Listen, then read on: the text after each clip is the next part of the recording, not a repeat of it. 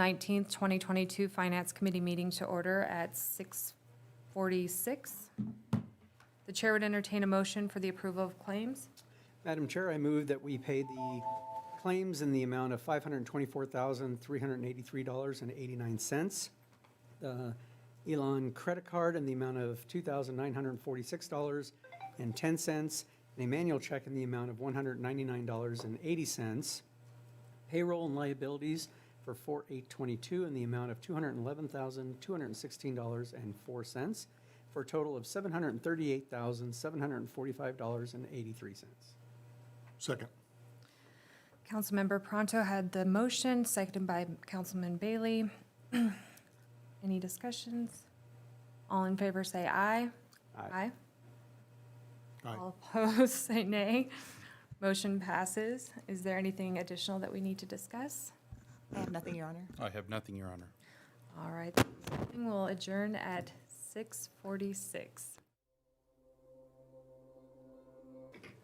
I now call the April 19, 2022 regular meeting of the Riverton City Council to order at 7 p.m.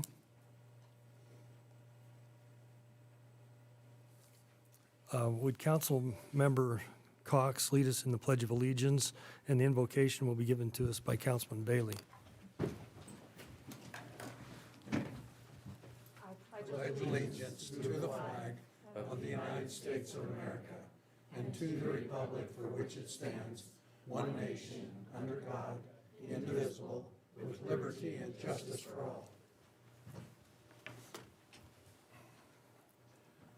Dearest Heavenly Father, thank you for the many blessings you bestowed upon us. Thank you for the ability to live here in this wonderful city of Riverton and to serve you as City Council. Please bless us in all that we do here tonight, and please bless all of the people that work for the city, our first responders, police, sheriff, people in the military, that you will keep them safe as they go about keeping us safe every day. We ask these things in the name of your beloved Son, Jesus Christ. Amen. Amen.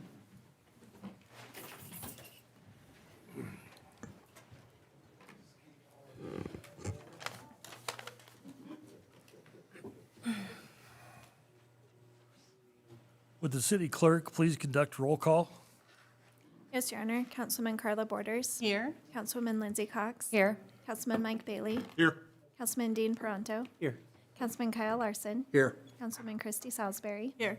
Mayor Richard Gard. Here. I declare the quorum is present. The chair would entertain a motion to approve the agenda as presented. So moved. Second. Councilwoman Borders has a motion. Councilman Peranto has the second. All in favor, say aye. Aye. Any opposed, say nay. Motion passes. Communication from the floor. Anyone in the audience wishing to address the council regarding an item that is scheduled for a public hearing will be given the opportunity to speak during that public hearing. Anyone wishing to address the council on another item may speak now. I would ask those individuals who wish to address the council at this time to approach the podium and to address yourself for the record. Address yourself for the record. Thank you. Thank you, Mr. Mayor. Council, I'm Vivian Watkins with Riverton Medical District, and I'm happy to be here this evening. Tony had invited me to come and speak to you for just a moment about our great exciting news, as you all know, and perhaps take any questions that you might have and talk about what's next. In the realm of what's next, our group feels a little bit like the old farm dog that chases the old pickup down the country lane every morning for most of his life, never catches it. And finally, one morning, he does catch it. And as he's flying down the road, hanging onto the bumper, perhaps I should have thought this through. What do we do now that we have been approved and we have a hospital in our future? One of the things, as most folks would know, when you borrow money no matter what the dollar amount is or what the purpose is, you usually get a statement of, you have been approved, subject to. And those subject tos and conditions are everywhere on the scope, from an appraisal to title work to all of the steps. Well, one of the major ones that we have as Riverton Medical District, and Mr. Mayor, you will remember that we talked about this several times, that USDA would say, oh, you have community donations? That's awesome. Tell us how much. You don't have to collect them yet. Just tell us how much you're going to collect. And we'll accept that and get you approved. Well, guess what one of the subject twos is? Now we have to collect all of those pledges and all of the different amounts that we have put up for our equity towards this. So that's the first thing that we will be doing as the district, is making sure that all of those letters that we received from folks saying, oh yes, we will pledge $10, we'll pledge 10,000.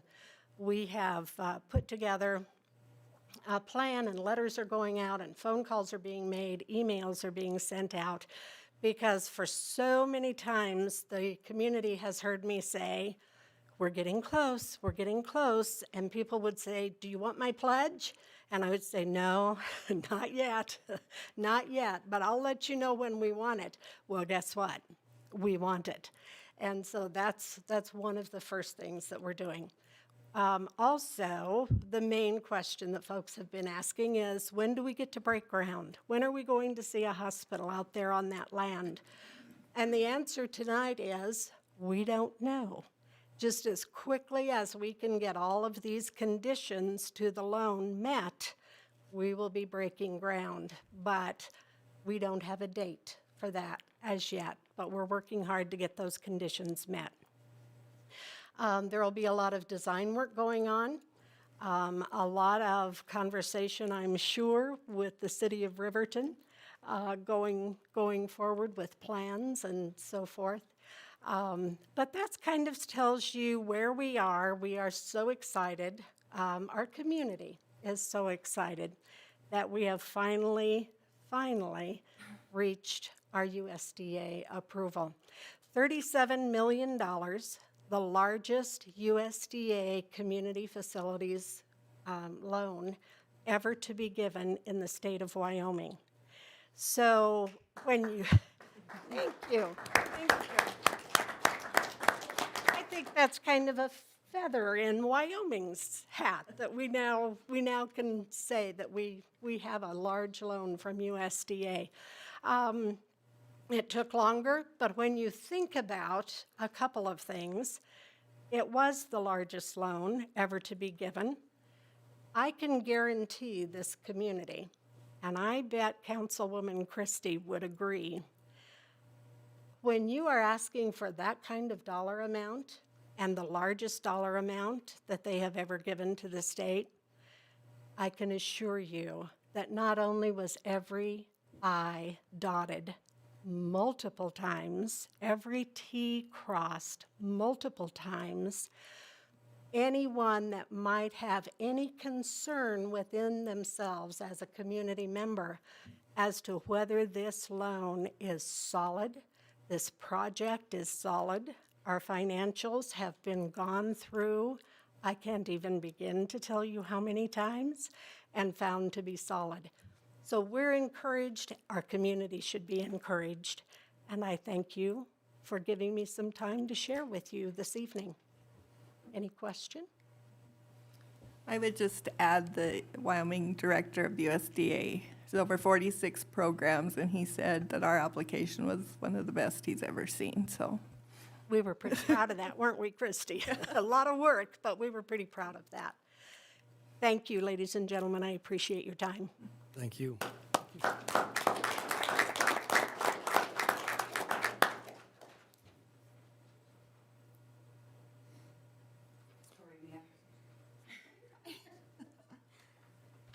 Councilman and Mayor, thank you for letting us speak tonight. Just wanted to give you guys a little bit of an update. We're transitioning, as we said, the ambassadors and the chamber together, but that won't happen until July 1st. That's when the new board will take place. But even with that, Christy is there attending those meetings, but there's so many things that are going on already in the community, and we just want you guys to be up to speed with what's happening here. And I say that because I just found out at a meeting yesterday, the Continental Divide Trail, where they're trying to make these gateways and have these big celebrations in Du Bois and Lander were the two that they have selected. And the University of Wyoming partnered with Wind River Visitor Council to put this together. Lander is proceeding forward with theirs, and they'll have a big celebration the week of May 1st through the 7th, which is National Travel and Tourism Week. However, Du Bois City Council did not give the letter of support. Therefore, they will not be recognized as a gateway community.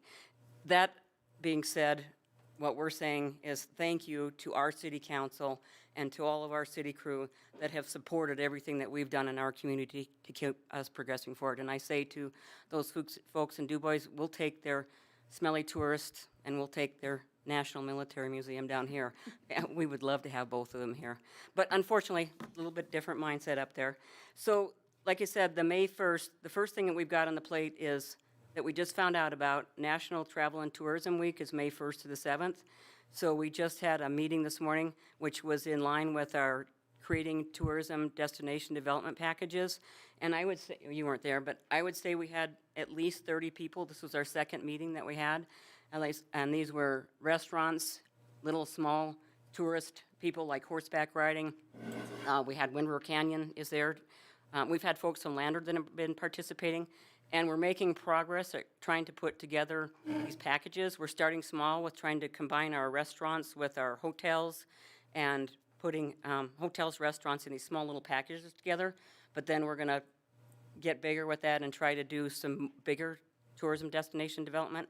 We want to kick off something here the week of May 1st to the 7th. So if you guys have any ideas that you can help us out with, we'd love to hear what you guys have to say with that. And we would like for everybody to go back to their businesses and put together something and whatever you think we can do to welcome tourists here, and also be talking the talk how Riverton is the place to be for Travel and Tourism Week. And they also want to include the mayor in that. We're going to include the mayor in that. Wind River Visitor Council wants to do a proclamation and hand you something, so when we have that figured out and the day and the place, we'll let you know. And it would be cool if the whole city council could come support the mayor with that when we hand out that proclamation. So May 1st to the 7th. The other thing is we've got on the plate working with our marketing firm, Herman Global. We'll be doing a video and photo shoot June 1st through the 3rd, and we would love to have your input. We need the top 5 locations in Riverton for shooting this video, and what are the top 5 experiences. And this will be on the tourism section of the Y Riverton website, and so any input you can give us to that, we're looking for those top 5 things that we can include in the Y Riverton. This will go out to the world on why they should be coming here to Riverton. And this is a promotion that we've basically raised money for to combine with the website to put that together. The other thing, which I'm assuming you guys all are aware, I was invited to go to the Balloon Club meeting last week because we need a new hot air balloon in Riverton because the balloon didn't pass the test. And Pat Newland and I have hit the ground running and basically found out that we have in the ticket sales, which for this memorial raffle, we're doing 2 things. The memorial raffle, and then we're also selling 3x12 banners that they can put on the trailers, which will be on there for a year as they travel around the city and wherever else they go to the balloon rallies. And those we're selling for $1,000 a piece. We have raised $5,000 for the trailer banners, and we've raised $6,300 in the raffle tickets. So the goal, I understand, is to raise $30,000 is what we have to raise for this. So we put a fairly good dent in it. So if you have a group that Pat can come talk to, if you have businesses, people that you're talking to, we have these raffle tickets. And I should mention Jason Wilson with Lucid Optics. He is the one that jumped in and put this thing together and donated. I know the prizes in here are pretty significant. The rifle alone is well over $1,600, $1,700 plus a Traeger grill, and it's a winner takes all, and there's only 200 tickets that are being sold at $100 a piece, and I believe some of you in here are helping sell those tickets. So if you need tickets, you can reach out to Pat. And if you want anybody that advertising for the trailer, we have $30,000 we need to raise. And then super quick, because I want everybody to still be awake for the last presentation tonight. We want to ask the mayor to ask it, where is Top Hat for the proclamation? And this Friday for Earth Day, we're going to have a cleanup through Riverton. We'll be meeting, the chamber will, is putting it together, meeting at City Hall at 8:30 to start out at either end of Federal. And if we have enough volunteers, we'll start working on the alleys up Main Street as well. So we just ask for everybody to come out. Hopefully we'll be optimistic that the weatherman is a little bit off and we'll have some beautiful sunshine to get town cleaned up. And Rampage Rebel is still on. I just talked to Josh, and he said, rain or snow, it's still on. So come out, and they're going to do the shootout and everything Saturday night. There'll be a fundraiser there Saturday night as well that Rowena Bland and Kim Hummel are working on, and I think some of the people in the room will be flipping burgers and at that Rampage Rebel that night for the Saturday night shootout. So Bethany, what was the cleanup day? The 22nd 22nd? And 22nd And at time? 8:30 at City Hall.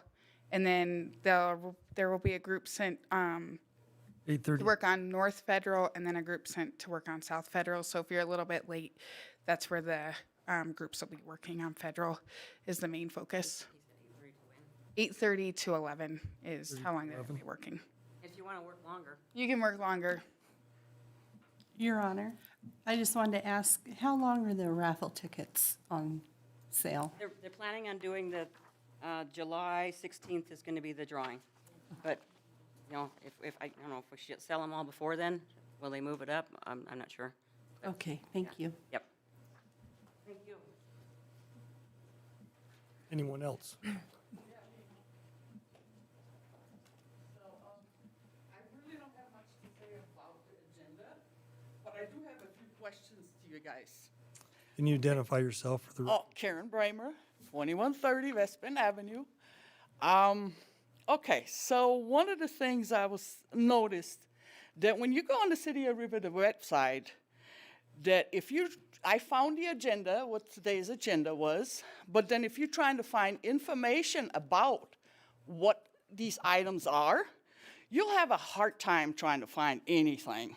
Because I spent hours and hours scoping through the site and cannot find a single thing to see what that even means, any kind of information about any of those items. I found one item, which was the one for the art, and I saw that someone is bragging about how it's not costing the city a dime, but anything else, I really think that needs to be fixed somehow. All these items people need to be able to look up and find out what's on the agenda, what exactly that means, to be able to actually get informed and then come down to the meeting and actually have a value input on this. And like I said, I spent hours. This wasn't the first time I did it. I've tried it before, and it's not happening. So to me, this needs to be a lot more transparent. Then the same thing actually goes as far as committees, because I'm trying to figure out whether I want to join a committee or not, or whether there's openings or not. But I can't seem to find any information about what these committees do, what they're all about, to make a decision. It does have some basic information about, this one-year commitment, the other one is 4-year commitment, but that's not really enough. That really doesn't tell anybody anything about anything. So unless I'm wrong, unless I'm not searching for the right keys, then please, somebody tell me how to find this kind of information. Thank you. Thank you. So you've got your pad and pencil Yeah. down. My phone number Okay. is 851-1627. Okay. And don't get lost in the minutia. Give me a buzz and tell me what you're looking for, and I'll make sure it gets posted right. And so when I have the agenda on my computer, and Yeah, that's about the only thing I did find on the webpage is the actually agenda. But there's all these points. It might as well, for somebody like me, for instance, or when I was here last time, right? Most of the time, you know, you got all these headliners on there, and then, you know, when you actually sit and read it, I mean, it's all good and fine that you sit and read it, but isn't that kind of too late for anybody to take any stand to it or say a yay or a nay to it to find out what this really is about at the point where you guys reading, and then obviously you're deciding on the thing, and nobody can really has a chance to put any kind of input into it. so what, we get the packet on Friday, and I don't know, Kristen, Tony, does the one on the webpage work like mine when you Yes, touch it? Your Honor.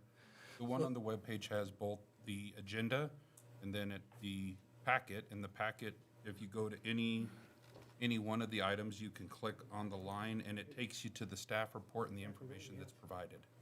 And so, So this is what, you can come up here and look. So we get the agenda up earlier in the minutes, but then it talks about all the stuff that you're trying to look for. So you need to show her where to find this, because then you would see the same. I did find this, but here's what my problem is You saw the.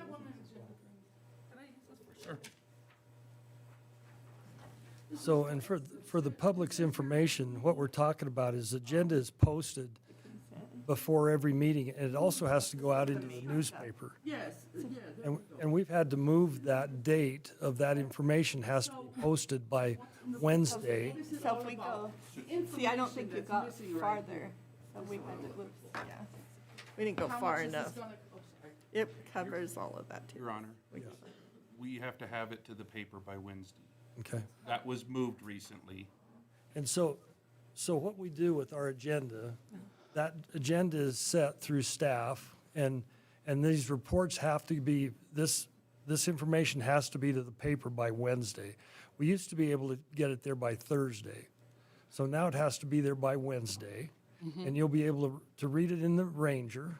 It's in the Ranger. You can go on the city website, and if your machine isn't responding, you need to call me or City Hall, which its number is 856 2227, or, Yes, Your Honor. and ask, and 3 2s and a 7?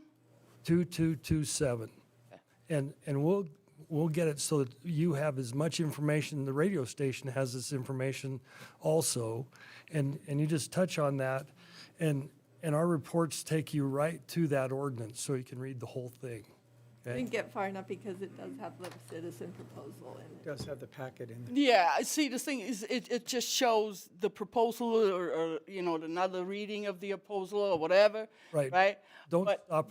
when I'm trying to find out, well, what is this proposal about, this is where I go into the deadlock here. So in the ordinance 22-004 has 2 pages of information on that. The banners, the City Hall art banners has 1, 2, 3,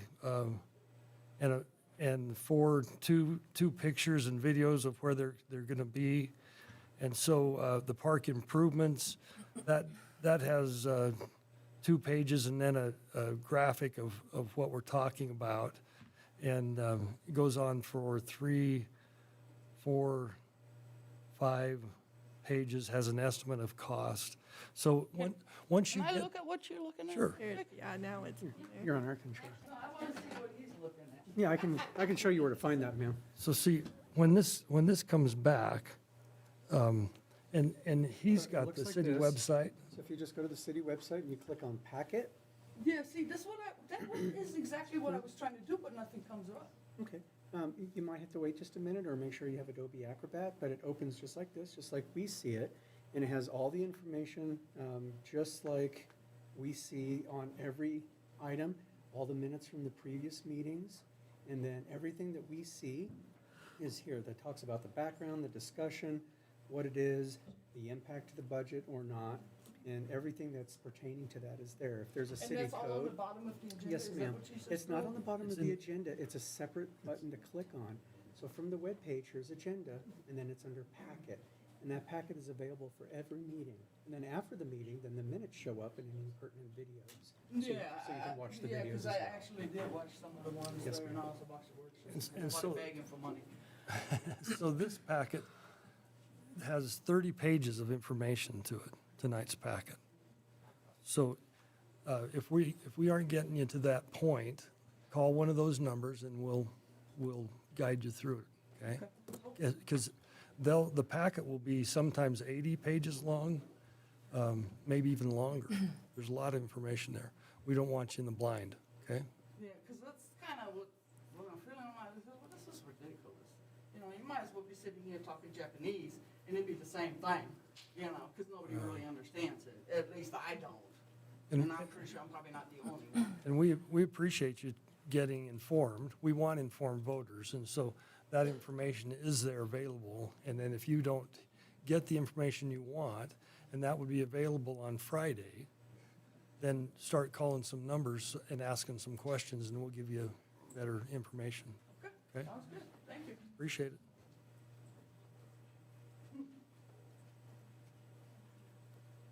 Is there anyone else that would like to speak? So we get that right, and we're really fortunate. We have great IT guys and great staff. These reports are available prior to the meeting and after the meeting, and then there's YouTube that you can go to, and you can go back and watch the YouTube discussion. And that hangs around forever, I think. I can go back and see some really old meetings, and so I would encourage you to do that and stay informed, because that's the only way that you really have a ability to come to the meeting and make a statement. And we want your information. We want to know how you feel, and we want to know what your opinions are. So that's a good point to be made.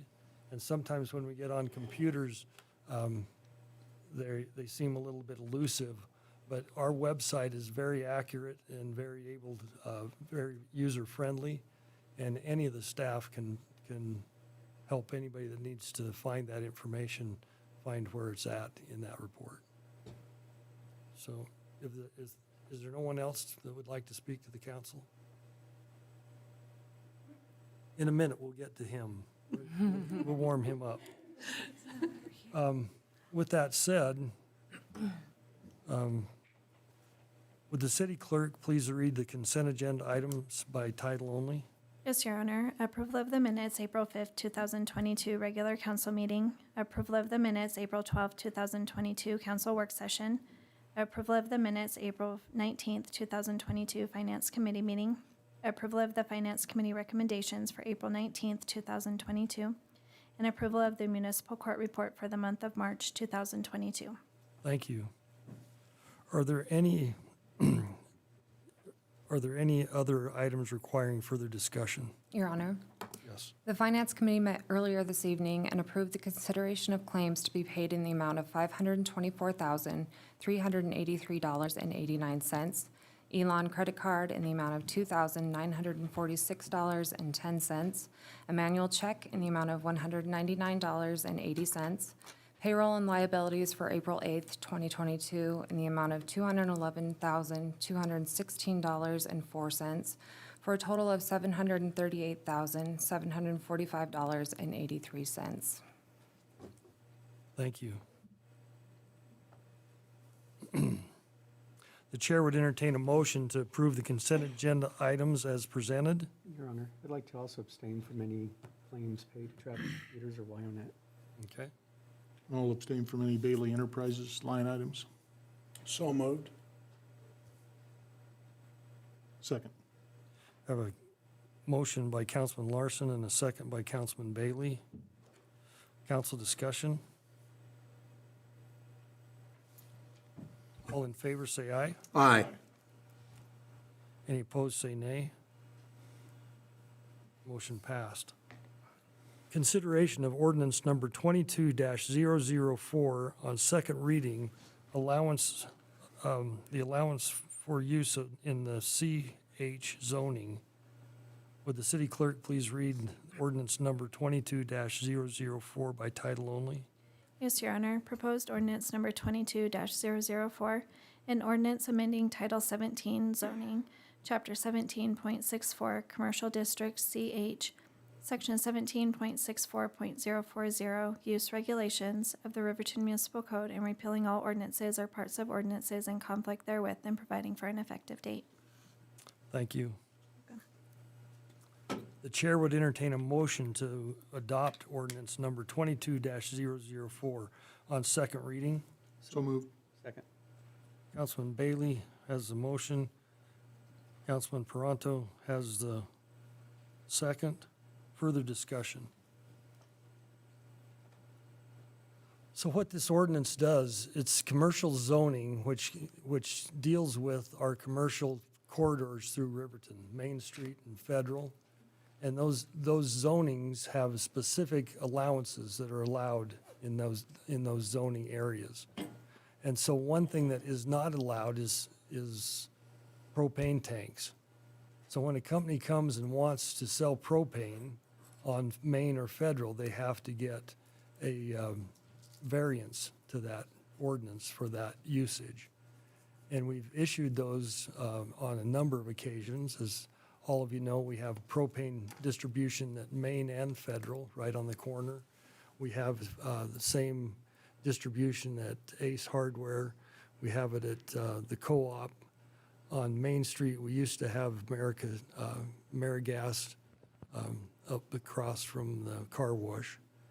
Am I missing anybody, anything else that you can think of? Yeah, Western Propane and Murdoch's actually have. Okay, and Murdoch's has propane also. Absolutely. And so what we find is that there's lots of places that want to sell retail propane to their customers. And so we always have a variance back in front of us. And so instead of always looking at a variance, this motion would amend that zoning to allow for propane tanks on Federal and Main. Your Honor, Yes. I'm kind of thick. We have gas stations on Federal and Main, right? We do. Now, as far as I know, gasoline is regulated. It's inflammatory, it's flammable, it burns. What's the difference between propane and gasoline? I know one's a liquid, one's a gas. But that's not my point. My point is, why? Well, What's the history? I think safety-wise, gasoline you pump yourself, or you have somebody pump it for you. And it's been available for, how many, 150 years? Long time. Yeah. So propane, on the other hand, has to be pressurized into the tank. And so you have sometimes fairly large tanks. The one at Federal and Main is a fairly large tank. And it's set on its end, so it could get the footprint on the property that they own. So there's some pushback. We all got a letter. They came in today. They're in your mailbox from Mayor Warpness. And I think your point's well taken, Kyle. You know, a gas station could explode. Highly unlikely. If you knew all the safety devices that we now require gas stations to have, that isn't going to happen. And the same thing with propane tanks.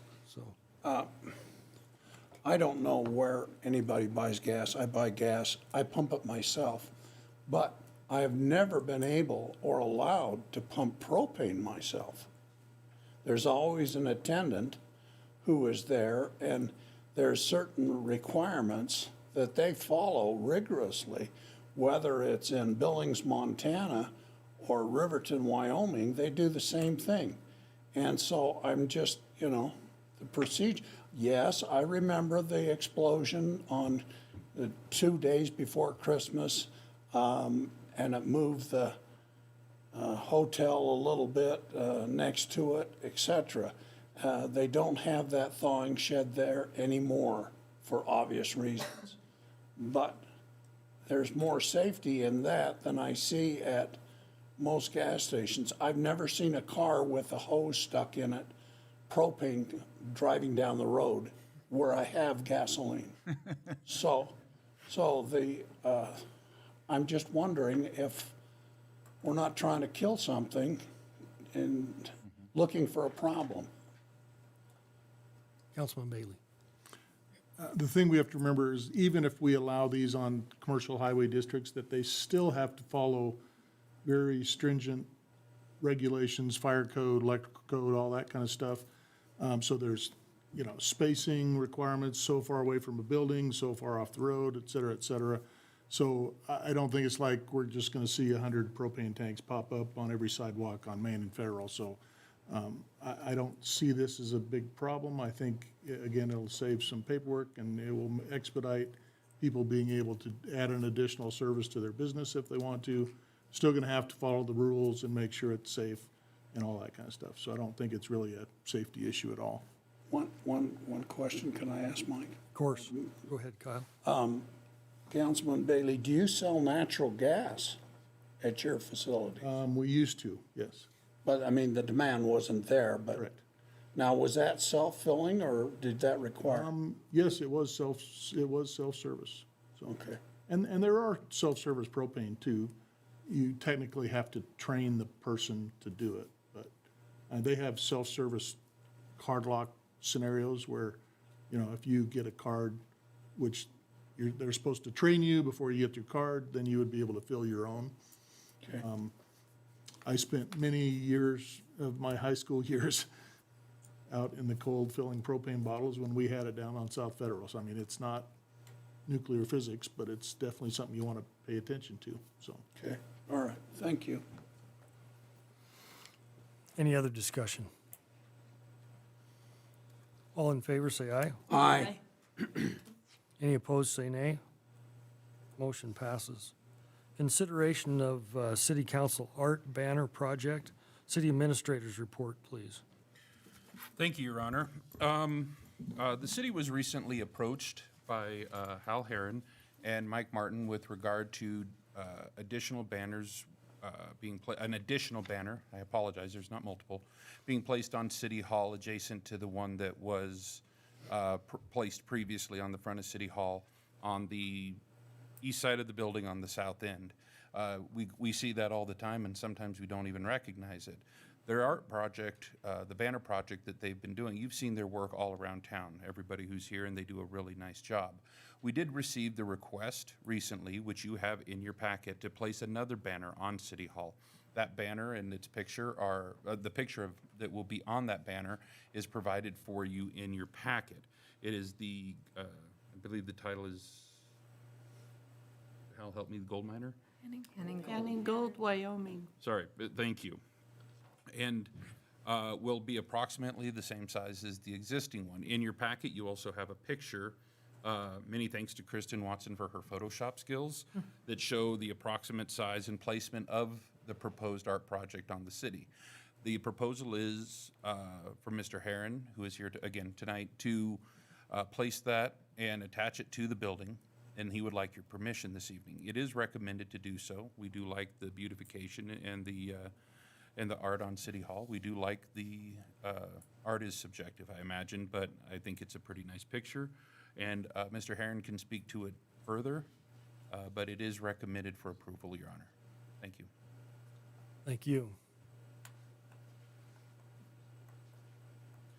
The chair would entertain a motion to approve, a motion to allow for the proposed project to be attached to City Hall as requested with the matching details to the existing art banner. So moved. Second. I have a motion from Councilwoman Cox and a motion and a second by Councilwoman Borders.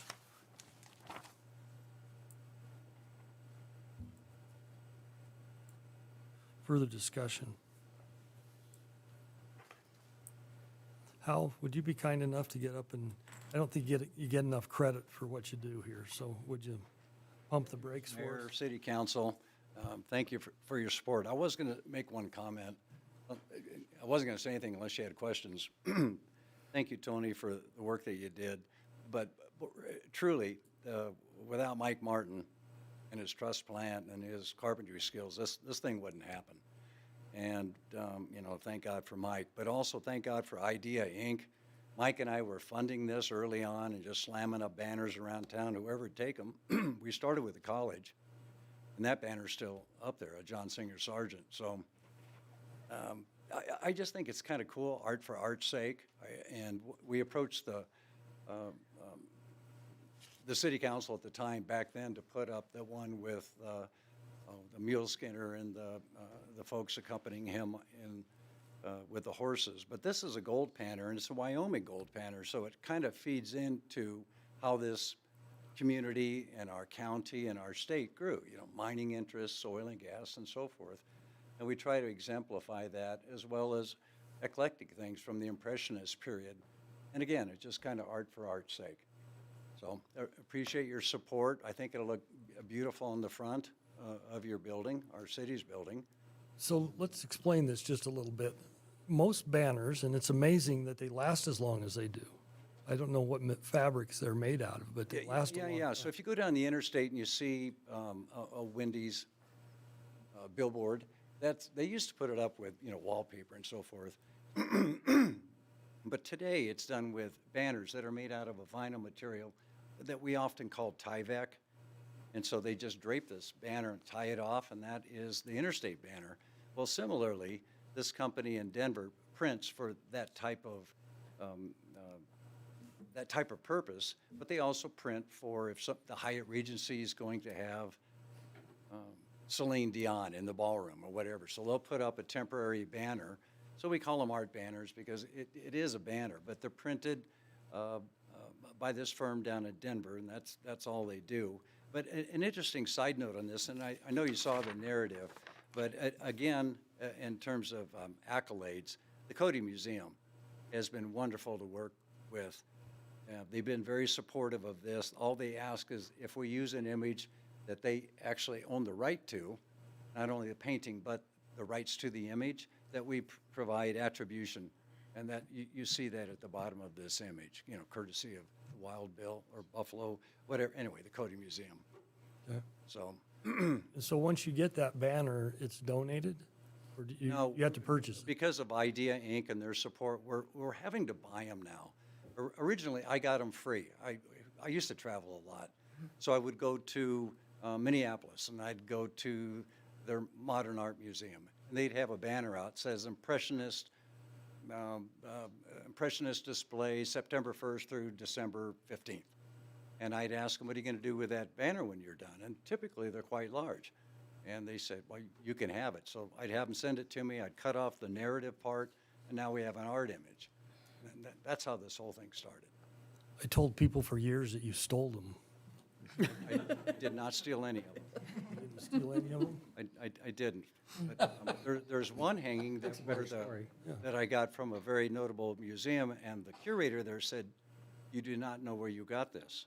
So there is one amongst the mist that has a sketchy past. And I think we ought to keep that going. Okay. But with that said, then you brought those home, and Mr. Martin up at his truss plant builds a flat truss that you mount them on, correct? Sure. And then we're able to hang those all over town. Yes. And it's amazing how well they last and stay together. Yeah, the new ones will be printed with a UV inhibitor that allows the colors to retain their vibrancy over a long period of time. It's really problematic having south-facing images. The sun just eats them up. So we how look many- for northern exposures if possible. How many do you have out in Riverton? I bet there's 18. We've got 4 more being printed right now. There'll be one, there'll be yours, and then there'll be one that's going on the site of Zerbel's building. Am I getting my own? When I say yours, I mean collectively, the whole here. I was hoping I got my own. Go ahead. We could work on something there. Zerbel's putting one on the site of 307 Financial. We're going to replace the John Singer Sargent on the library with the art, that art contest that we did. And so that was, one of the winners was a portrayal of a fox with some mountains in the background. That's going to replace that faded John Singer Sargent on the library. And then Jason was kind enough to allow us to put the fish, that trout, that really colorful trout. That was the other winner. And we're going to put it on the side of Jason's building. Fabulous. So we get some more on the interior of downtown. So, yeah, it's fun. So I, for one, really do appreciate the work that you do and the effort that you put into it, and it's fun to see those hanging around town, and I don't think many people know the story. I'm going to keep telling people that you stole that art, and it's real art, but I've had worse things said about me. that's, okay, so, I appreciate the work that you do, Mr. Mayor, and the council and staff, police force. It's a good group. I'm glad to call Riverton home. thank you. Your Honor. Yes. I also want to say thank you, Hal, for continuing that. And I think it was Brett Watson who posted it on his Above and Beyond a few years ago, and they had like a treasure hunt and had the community go out and look for them. And I just was reading it on my phone and said, oh, wow, they're going to go look for all the pieces of art. And my youngest son was like, oh, there's one here, there's one here, there's one here. So even the younger kids see them, and it's educational. So I do appreciate the work you put into that. Did you guys vote yes? Not yet. Don't push it. We still could just down this. I'm lost on my cheat sheet. So, any other questions from council? All in favor, say aye. Aye. Any opposed, say nay. Motion passes. Thanks, Hal. City Park Improvements, Citizens Proposal, City Administrator's Report, please. Thank you, Your Honor. Here to present tonight is Matt Wright. Matt has been involved in the skate park since its inception, for sure.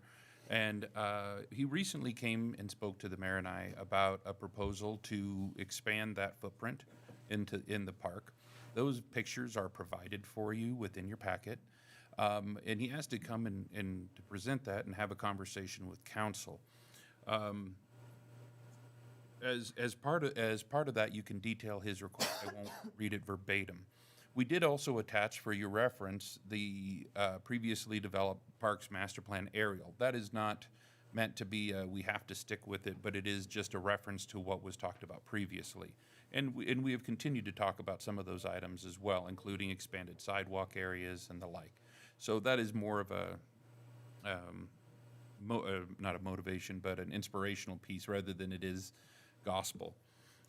Tonight, the recommendation is to, of course, hear the presentation. It is well developed, and to have a discussion. Ultimately, even since having this become public, we have had additional interest denoted in terms of pickleball, in terms of basketball, in terms of tennis, even at one point a concert venue, an expanded concert venue. So there is some interest, and it is with that the staff made the recommendation, or I made the recommendation, that it would be in council's best interest to probably undertake or have staff undertake a public input process and to bring a recommendation.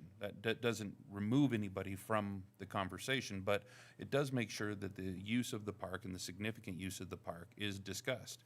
Why? There's a number of things that as you add something, it removes space and it kind of locks in use. As the mayor's, like when we talk, tennis courts are absolutely wonderful. I got to learn through this process that they're also under tension, and that actually drives cost a great deal. So those conversations are significant, and we would like to be thoughtful about how we move forward with the process. With that, Your Honor, having denoted the recommendation, we would appreciate hearing Matt's presentation and having that discussion however you want. You have multiple options, including accepting it, directing staff as you see fit. We'll be happy to take any direction that you have and look forward to the conversation. Thank you, Your Honor. Thank you. I would like to make an exception and go backwards for just a second. Mr. Martin just came in the room, and he was part of the last discussion that we had about the artwork.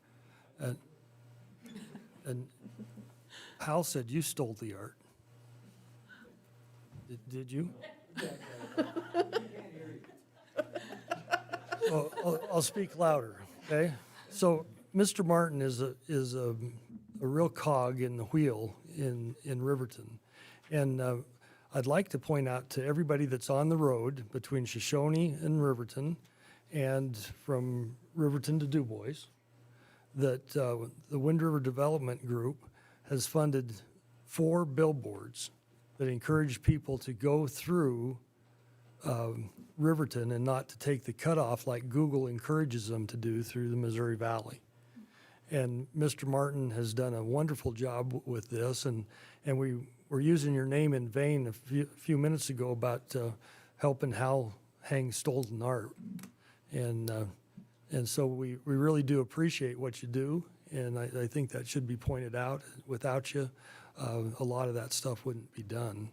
And it's important to the city of Riverton, and it's important for us to turn those vehicles into Riverton so that they can buy propane on Federal and Main, and so that they can get pop and they can get groceries and they can get all of those things the Missouri Valley doesn't have, which includes a bathroom if you make that cutoff. And so we do appreciate all the things that you do. Thank you very much.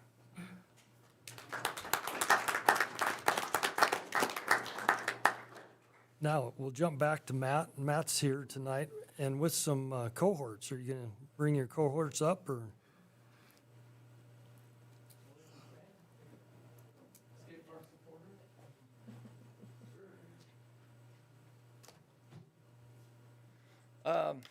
Mayor, council, thank you. Thank you for your service to the community. Thank you for all the maintenance of the park that we love. And I see these guys continually, and there's a whole lot more out there. So I don't have to stand here the whole time we're talking, but if anybody wants to say something, maybe when I'm done, if you'd like to come to the podium, you have that right. And I'm glad that Tony's making it in, as a conversation. That's what this should be. I agree with policy. I agree with the way meetings should be run in an orderly fashion, but I also would always hope that those policies and those rules don't stifle freedom of speech and don't get in the way of us being able to share our thoughts and our dreams and desires. And that's really what this presentation kind of thing's about. I sometimes, over the last 6 years since it's been built, there are things that come up and arise and, keep me from sleeping. So that's part of what this is about. So, but I love riding with these guys. I can't stop skating. I don't know what it is. I've been doing it for 25 years, and I learn from these guys all the time. So, thank you. Thanks for being here. Thanks for supporting. All right. Well, so I've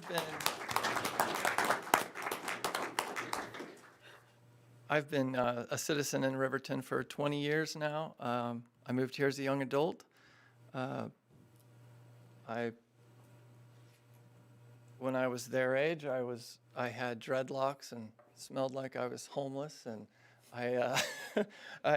skating meant everything to me. But I moved here, and therefore the skate park meant a lot to me. But I stuck around and had a support network, had good parents, and found a job and married a Lander girl, and have a couple kids. And CWC was good to me, and really skateboarding kind of indirectly led me to my career. And so, and providing me potential career opportunities. And so I'm giving back in a way. And it always, as I continue to support skateboarding, I always sort of do check-ins with myself. Is this something I really want to keep supporting? And without fail, I find reasons. I find that it's a good thing, that it's, there's a long list. I don't feel like I need to sell skateboarding here or, scootering, biking. Some of these guys are really good on the BMX, and they want to do some competitions this year. But I always am glad I do it, and I'm always glad I support it. Find reasons, and so it's something I want to kind of, I guess, build on the success. You're probably familiar with the presentation. Hopefully, you've given it some consideration and looking at it.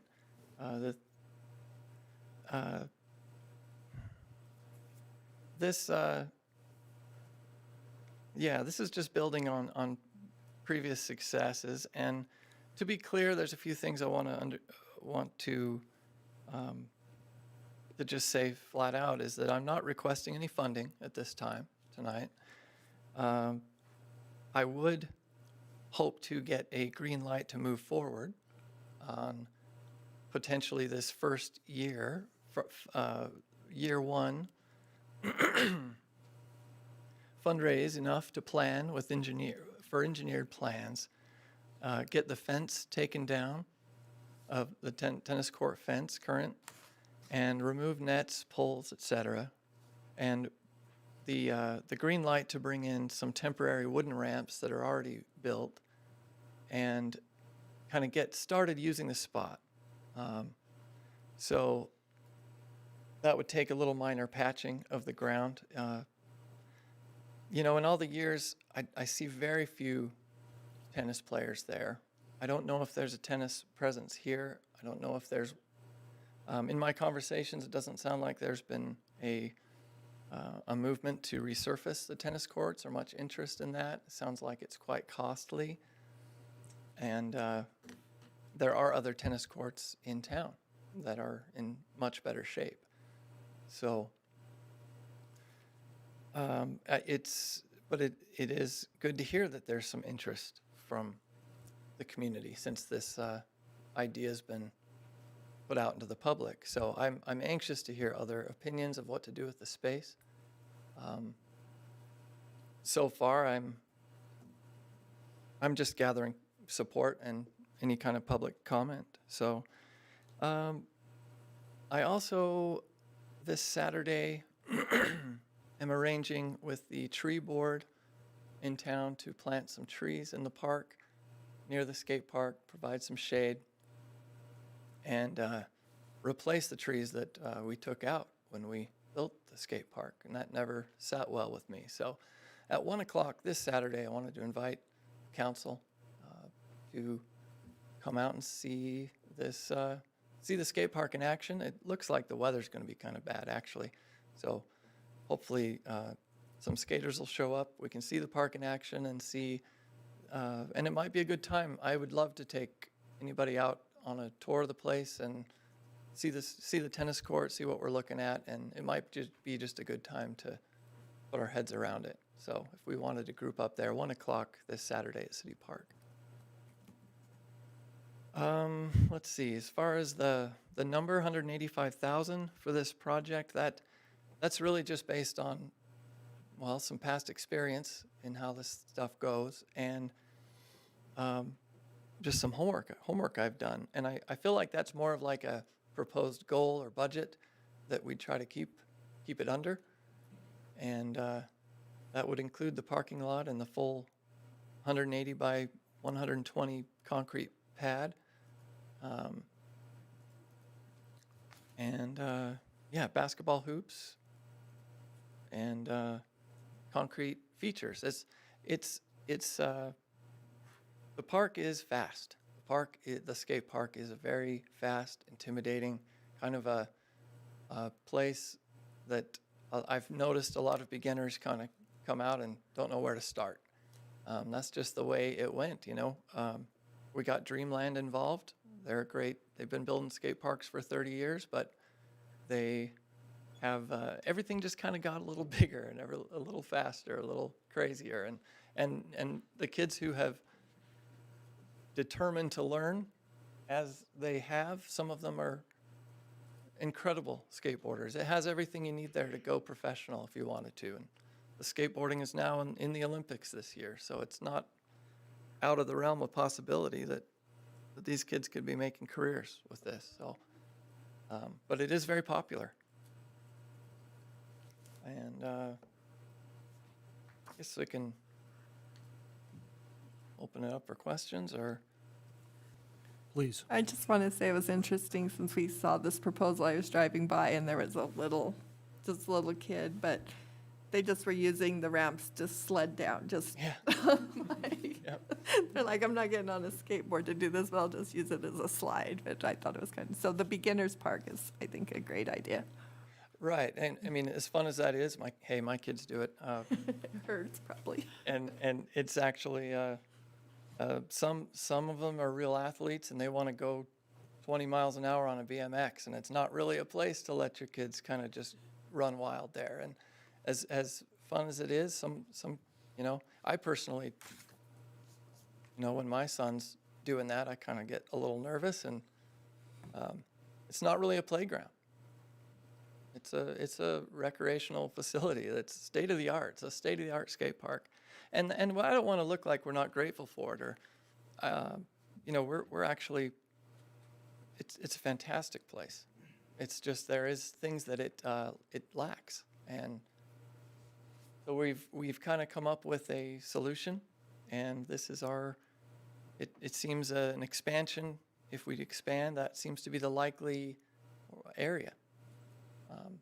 We could look at, I'm happy with thinking of another park to build a beginner park in, another area, but this is about city park improvement. And one last thing, I guess, I'd like to just speak positively about City Park in general. I go there all the time. I have for 20 years.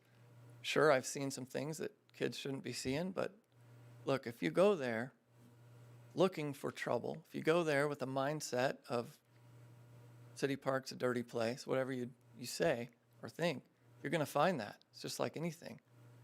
But if you go there wanting to have a good time and looking for smiles and looking for, clean, beautiful grass that the city maintains, and the trees are great, and I take my kids and we play Frisbee and fly kites, and makes for a good day. We go to the gas station after. If they let me skate and I get some time, we go to the gas station, they get a treat.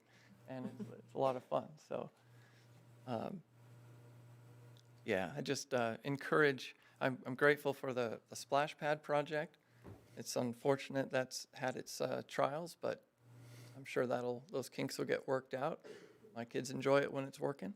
The playground's awesome. I love the new tire addition. It's a lot softer to jump from the monkey bars, and it does attract some heat. It's pretty hot.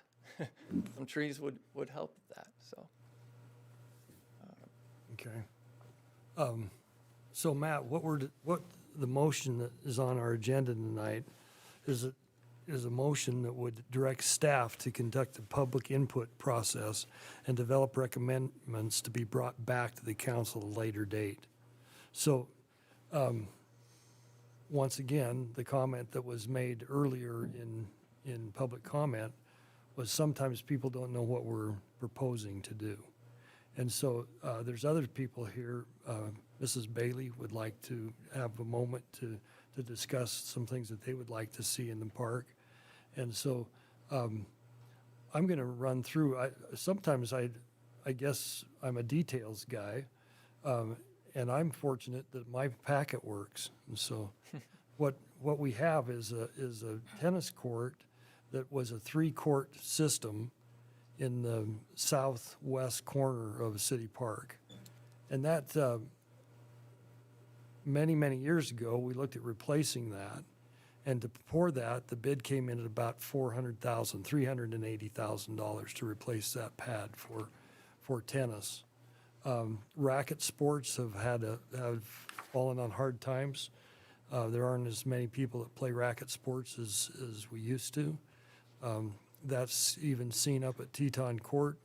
When I was a young man, we'd stand 5 and 6 people deep to get into 6 courts, and now you can play almost any time you want to.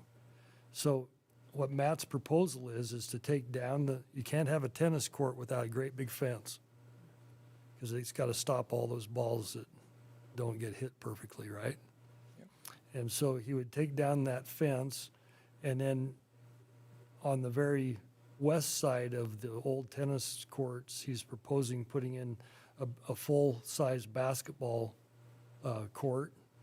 And then attaching to that, the other 2/3 would be a flat skaters park that would have beginners qualities on it, that would allow beginner skaters to perfect their ability to get on the skate park itself and get better. But until you have some skills, it's a good idea to do that. So his idea also includes some off-street parking that would go into where the horseshoe pits are. Once again, 50 years ago, horseshoe pits were quite enjoyable, and we did a lot of horseshoe activities, not so much anymore. If I could interject, it might be good to keep 2 of those there. I think there's about 12 of them or something, so we, And so these are all preliminary ideas, and when I come down to your budget, I would throw in with you today, if you can get it all done for 185, I would co-sign. But, I see Kyle sitting over there, and when I mention parking lots, his eyes start roll back in his head, and he knows what parking lots cost. And we do need a parking lot. When we go back to the concept, we paid $150,000 for a master plan of the park. And it actually shows 6 full-size basketball courts and a bunch of off-street parking and some things that we probably don't want to fund. One of the reasons that the park is so pleasant to go to is that our police chief has taken under his efforts to make sure that the park is pleasant and we don't have problems there. Once again, what has to be illustrated is if we don't use the park, somebody else will. And if we don't go and use the park, somebody else is going to replace us in that activity. And so the master plan shows a whole bunch of trees, and the chief sends guys to spotlight the park. Tony spotlights the park, and so does Mayor Guard. And we don't want any more trees because we don't want to look behind them. So there's a matter of opinion everywhere you go, right? Mm-hmm. And so doesn't mean that we won't get what we want or you won't get what you want. We have fixed the problems with the splash pad. Kyle Butterfield has worked extremely hard, and that process has switched over, and I don't think we'll have the problems that we have had in the past.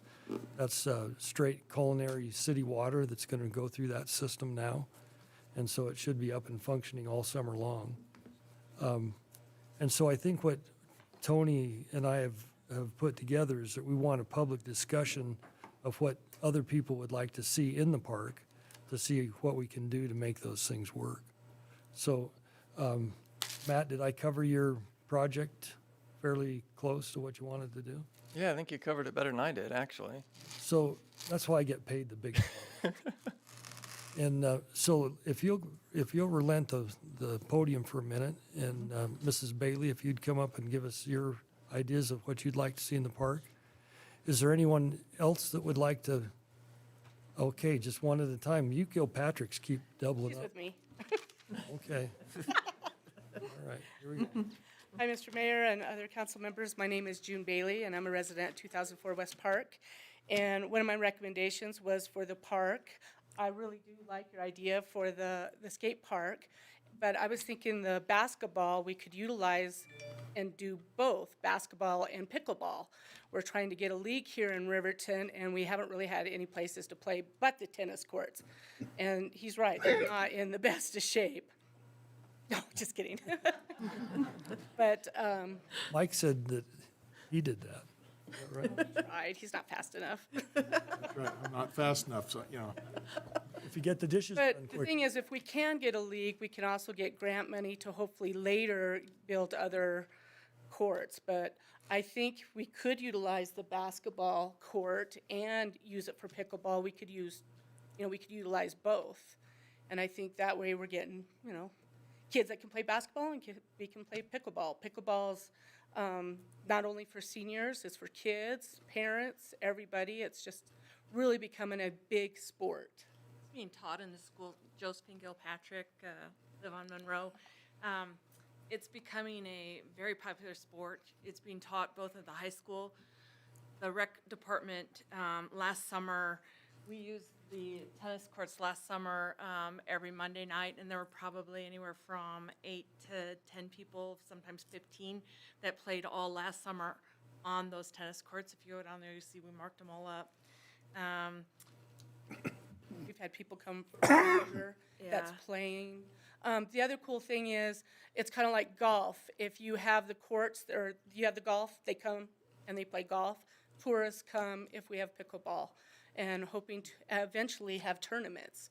So that's just something, a recommendation I'd like you guys to consider when you're doing the park. Whether it's this park or another even park, another it one, doesn't, yeah. I mean, but there is quite a population now. I think there were 40 of us that played through the winter, both this past winter as well as the winter before, up at the high school through the rec department. So there's quite a large population. There are tournaments that are currently being played in Lander, in Casper, as well as up in Cody. And so I think that there's possibility for multi-use on all of these parks.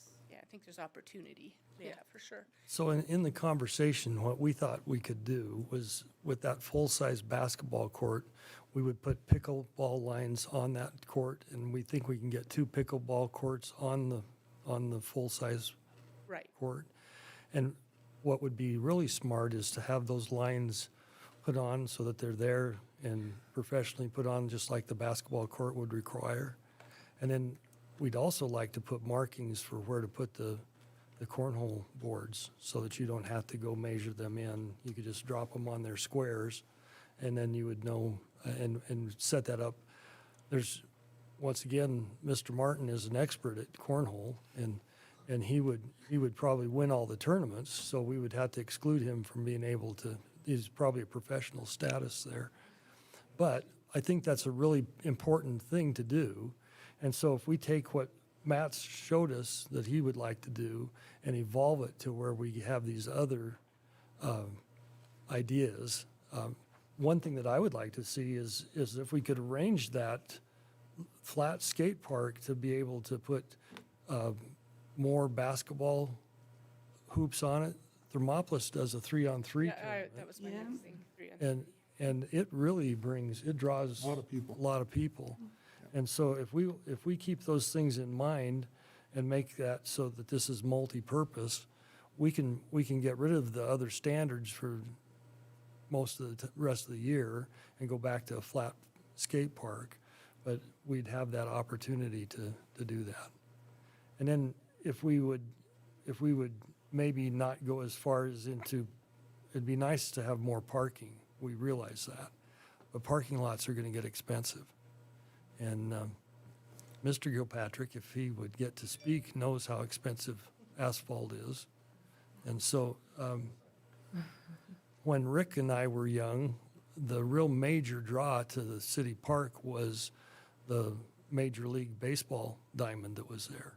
And I see that as a real disappointing asset to have taken that out of there.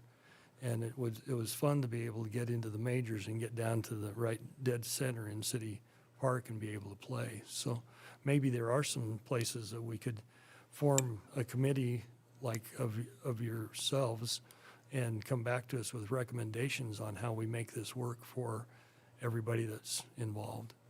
Mr. Mayor and Council, Rick Gilpatrick, being on the Force Committee, there's a real asset coming from us from the Highway Department. They're now gonna mill an inch off of every highway before they overlay it. And there's thousands of yards of material that is good old asphalt roto-milled up. Might be a cheaper way to do a parking lot. The park, still good, put it down, chip seal it, and you've got new asphalt. And it's way cheaper than going out and paying for new asphalt. So that's just something to think about. Good idea. Because they're offering it to the city for free, to the county. So we've got lots of places around town to fix some streets too, but that might be a cheap way to do a parking lot. So I knew that your wisdom would be added. So Thank you. we appreciate that information. And that's what this motion is going to do for us, is it's going to put everybody that would like to be on the committees in one spot to see what we can do and how much money it's going to cost and how to attack the beast. Okay? Perfect, thank you. Thank you. Thanks. Thank you. Mike? And I guess I would add that I think we need to look at maybe a staged plan for further development of City Park. You know, we've had a lot of luck with some of the summer concerts, the food trucks, the farmers market. There, you know, there's a lot of those kind of activities that I think have brought a lot of great people to town to visit those. You know, they have the day in the park and some of those things. And I think we need to look at the overall plan for the city park to accommodate some of those events. And again, I've always been a proponent of putting some additional parking because, you know, when we have the day in the park, for example, people are parking 3 or 4 blocks away because there's no parking basically at City Park at all. And so I think we need to come up with an overall plan, even if we can't do it all at one time, because, you know, it always comes down to funding. But I think we could, you know, look at that long-term and just come up with a plan and figure out how much money a year we could maybe get going on it and work on it one piece at a time. And other than that, I'd like to go on the record that I would strongly approve Mrs. Bailey's recommendations because Good idea. A wise man. No, that's not nepotism, that's smarts. It's just wisdom. Yeah. So, any other comments from council? Your Honor. I just, a couple things. So I was part of the Parks Committee that helped put the strategic plan together. And that was one goal that we had, was to try to bring the 3 and 3 back. I think it started here on Sherry Drive, if I'm not Yeah. incorrect. And I think it's an asset that we could really use. And we sat down there one time by the skate park and we asked the kids as they walked by, what would you like to see here? You're the kids, you know. And overwhelmingly, they wanted basketball courts. So I think trying to find a happy ground where we can have a little of everything, maybe not be able to do it all at once, but just like Mike said, have a strategic plan and try to have little steps. I think that's all I had. Oh, there was one other thing. I wanted to know if we could maybe have a link on our website that people could go give input. If they can't make it to a meeting or something like that, maybe we can have a place where they can go submit their recommendations. There's some applause in back. I think some of our problems is we get some comments that we don't want to read. And so, Have a bleep button. does anybody, let's go to Jason, and he's would like to talk to us. Jason Hawk, Bar 10. I love our park and I love what we have been doing with it. The skate park has been a huge addition. You know, Matt and everybody worked so hard on putting that together. And, you know, when you drive down Main Street and you're stopping waiting for a light, it's a smile on my face every time to see how well that's used. And it's really cool to see that. And I think, you know, the city park is, you know, it's right in the focus part of our town. It's got big trees, it's beautiful, you know, any improvements that we can focus our energy on, I think is great. I'm glad to see that this is a discussion and something that you guys are looking at doing. We are looking at putting on a summer concert series in the park. I'm working with Garrett LeBeau, who is putting on the Lander Live concert series, and we would like to bring something very similar to that in our community. We need more power in the band shell to make that work. And, you know, I think, you know, we've talked about doing all kinds of other events, whether it's a brew fest or, you know, different different events that maybe, we need to gate off and it be a paid, portion that, people, pay to come and, enjoy an event.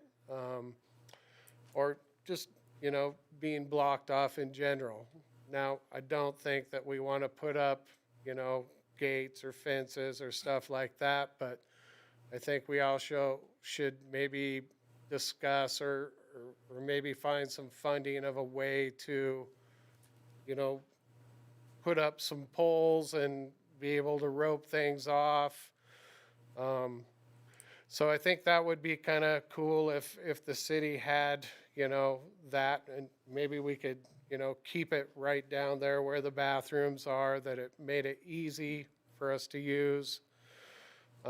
Day in the park, I mean, power, throughout the park would be great to have, not only for day in the park, but, Christmas and different things like that. I think an upgrade that way would be really nice to see.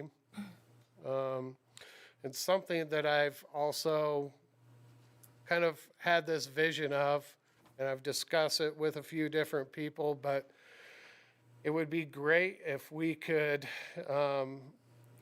provide a location for food trucks. If we had an area where food trucks could be down there on the regular during the summer, where you could go down there with your kids and choose between tacos and barbecue and different things, and you spent your lunch hour at the park and had more park, tables and things like that. The more we use that, and I mean, it's such a nice park. I just want to see just a little bit of a push that direction as well. And I know it's all money and it all takes time, but just wanted to share that with you guys as well. Thank you. Appreciate that.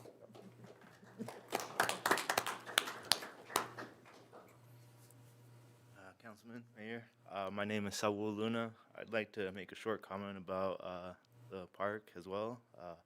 We got a new skate park, Last Stand. I'm wearing the shirt right now.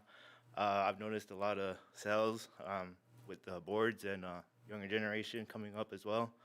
And I'd just like to say that I feel like this is a good opportunity for the citizens here. Been born here and raised here for most of my life, so it's kind of cool to see the younger generation and not just the guys, but female and all ages, all sizes to come to the park. So it's really cool to see. Thank you. Hey, thank you. Appreciate it. Now, 4 years ago, when I ran for mayor, one of the things that I intended to do was to be able to take back City Park. And we've been able to do that, right? So the idea in the use of City Park is that the people, the citizens, need to come and use the park. And to give you just a little bit of background, we tried really hard to get the farmers market to go to the City Park, and they went everywhere but City Park. And finally, we got them convinced that City Park would be a good place to go. And that's the chief's efforts and Tony's efforts and staff's efforts to support that. And I think we really have a wonderful farmers market that is taking place in City Park, making a big difference. The day in the park makes a big difference. The skaters make a big difference. To see people actively enjoying the park makes it inviting to all of us. The splash pad has been a struggle, but it's been a community struggle, I want to point out. The money was raised by the community, and people are going to enjoy that facility. The one thing that's disappointing to me is that we put up the splash pad, and then immediately we get vandalism on our own property. It just doesn't make a lot of sense to me. And so we have some wonderful murals that have been added down at the splash pad. The handprint mural on the north end of the old swimming pool building. the bathrooms that we try really hard to keep open, and it takes a great effort to do that. I won't go into details, but I've been on the learning point of all of that. So there's real praise needs to be given to our police force and officers that go and do that job. I've been in the park when they came, and they do a very professional job. It is not a strong arm. Our police chief is exceptional when it comes to helping and taking care of our homeless population, and he does a wonderful job with that. And so it's very much a combined effort. And so we can't do everything that's on the master plan. There's just too many things there to do. But this committee, if we get there and go about it, I see no reason why we can't improve the power. I think we can go right to, I'll go immediately back to Rocky Mountain and see why we can't get sufficient power to the band shell. I think that's just a point of fact that it probably costs too much when we leave that stuff open. But there again, since I've been mayor, we've been graffitied probably 3 or 4 times in the band shelter. And you wouldn't even know that because our city crews are so fast and so good at what they do. By 9 o'clock the next morning, the graffiti's removed and it's painted over. And so it takes the fun out of that. So we have some really great activities going with graffiti. The Frontier Academy is helping us remove some of that. And so these are all positive things that have come right from City Park. If we could get the food trucks to start using that location, I don't know what they need, but if we have a discussion of if they need heavier power or whatever, we could accommodate that stuff. And so it's just a mindset that the property needs to be moved and used well. And I think we're headed that way. It just takes a lot of effort. The dispatch is tired of getting a phone call from the mayor and instructions on where to send the police officers. But the police officers are more than kind to go do what I asked to do. And so thank you, Chief, for what you do. Yes, sir. Yes. You'll have to come forward to the mic so we can hear you.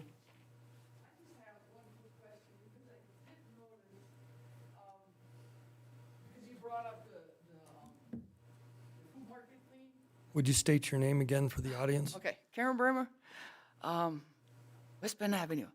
Okay, so, no, you brought up the farmer's market. I also saw on your web page, I found that part, saying that the farmer's market is over there between City Hall and Murdoch's now. And I do remember, I haven't been here very long, but I do remember a time where I went to the farmer's market in that park. And all of a sudden it disappeared. The rumors come around, oh, we can't utilize that park no more. Everybody would. Then I saw signs up over here for the notice that they were over here. Now, what's really, I mean. We have at least 2 farmers markets. Oh, we do? One uses City Park and one uses the City Hall parking lot. Okay. They're 2 different I didn't realize there was organizations. 2, actually. There's 2 different associations. Are they all on the same day, or? how does No, Your Honor, we actually just got the email about the one in the parking lot a day ago, so that's great. The one in the parking lot is on Saturdays. They use our parking lot, and then they clean up. They've done a real nice job. And then Wednesday farmer's market is in the park. And on the cement pad that's adjacent to. From 4 till dark in City Park on Wednesdays, and early morning Saturday is the one in City Hall parking lot. Oh, right outside, basically. Okay. I didn't realize there was actually 2, but since you brought that up, I was going to ask about it because I saw, like, hey, you're not supposed to be in there no more. I'm like, what? Yeah. And so we're encouraging all of that growth, and it's great for us to have that. It really is. We're glad to have it. Can I just say one more thing? Just one more thing. Because the guy was talking about how taking down the fence around the tennis court. As far as I know, don't you need the fencing for a basketball court too? I mean, all the ones I've seen that were out in public had big fencing around it. Most Fremont County basketball players are really good at scoring, so the ball stays on the court. So we really don't worry about that with basketball, but tennis, those balls go everywhere. That same thought went through my mind. We Really just make have them to- chase it. I mean, do we really have to spend the money on it to take it down? I mean, leave it up and turn it into a basketball court Well, and I think some of that conversation will be in that committee on it? to make those decisions. Fences are great for their correct purpose, and I think what Matt's suggestion is he hasn't seen a lot of people using that, and so he would like to take the fences down so access would be easier. But if we don't want to go backwards. If there's people that want to use those things, we'll have to get along. It's a community park. Well, yeah, I get it. And I mean, I live over where that, I don't know, middle school? Mhm. The old school that's up over there, what is this, Big Ben? Mhm. Over there? And they have a small tennis court thing. I think it's just one court that are in there. But I see them because I walk around all the time with my dog. And I see people in there all the time. They go down, drive the car down there, park there on that little dirt deal, and they're in there playing their tennis thing. I mean, I'm not a tennis player. I care less, but They have obviously there's more than one. They have 2 full courts that are active there, and the school lets people use that. We also have 2 full courts at Sunset Park, which the city maintains. It's got some cracks in it, but it's a much better surface than city parks. And then the college has 3 courts that they keep under lock, but I think there's ways to get into that too. No, they probably do that for a reason anyway. There is. Okay? All right, thank you. Thank you. So, Mr. Mayor, can I mention something? Just a good opportunity to mention GoRiverton.com. The farmers market information and other happenings in Riverton are happening on that site as well. So it's just GoRiverton.com.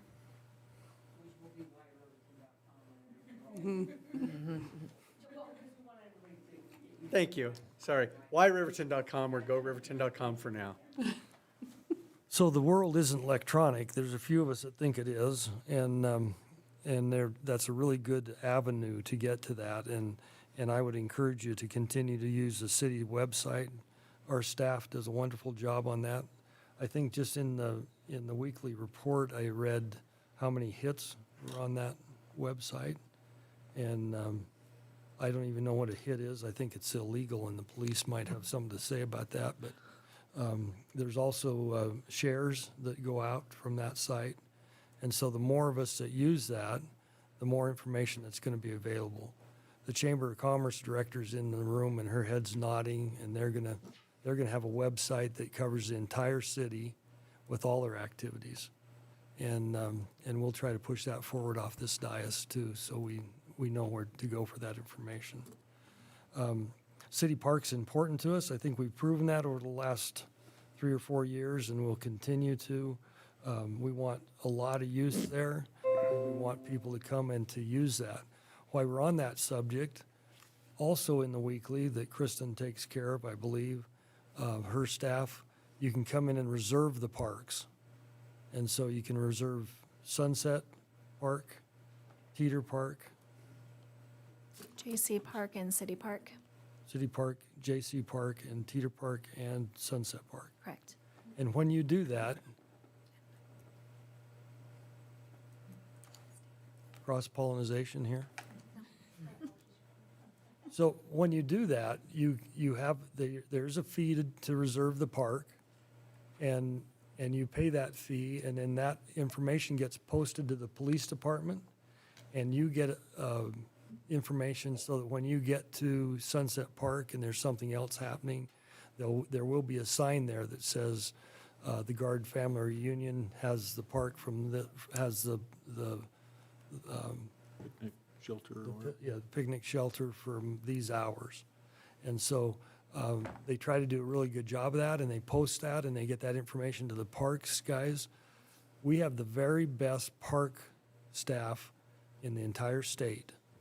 And so if you get involved with that, Kyle Butterfield is the head chief on that process, and his guys from Rusty down take care of.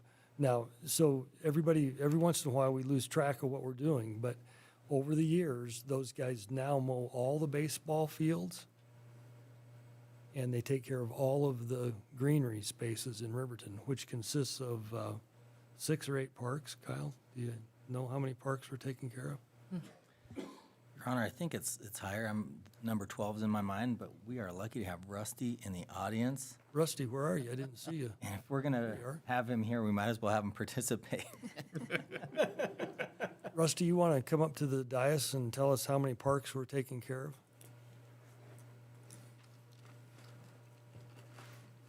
Hi, Your Honor, and fellow councilmen. We currently take care of about 27 activity spaces, whether that's green spaces with parks or the rails to trails along those trees, and also a lot of the sports complexes now. So what size staff do you have? Currently, we have 6 full-time guys. That includes me. We try to get 3 seasonals for the summer months to help with trimming, mowing, and other park maintenance throughout the summer. How wide's your biggest mower? 11 foot. So we cover a lot of grass, don't we? Oh, yeah. Yep. And somebody's fertilizing our grass really heavily. Who is that? Well, we fertilize our own. We do about, we do 3 fertilizings in a year, or at least in the summer. We do 1 in April, 1 in July, and then 1 in the fall, about September, October, depending on ground temps. So I personally really appreciate what you do, and especially the baseball diamonds that you've taken over the years. That wasn't something that we have done always, and so I appreciate that service. Really helps the dads and the moms that show up to try to run baseball. So, thank you very much. Welcome. Would you tell the guys that we appreciate what they do? Will do. Isn't there like 9 bathrooms they take care of too? What's that? Don't you have like 9 bathrooms that you take care of? We got 2 bathrooms at JC, 2 at Teeter, 2 at Ryan Park, 2 at City Park, and then we got Babe Ruth and the Sabin and softball fields that we take care of too with their bathrooms. So sometimes when you get the idea that city staff isn't doing anything, think again. We've got a lot of busy things happening. So thanks, Rusty. Appreciate it. Welcome. We've drawn this out kind of longer than people would have hoped us to have this conversation. But once again, the motion that the chair is going to ask for is a motion to direct staff to conduct public input process and develop recommendations to bring back to the council at a later date. So the idea that we would give you the go-ahead to cut down a fence isn't going to happen tonight. But with that said, I'll turn this back from discussion from the audience to discussion from the dais. Does anybody else on the dais have a comment?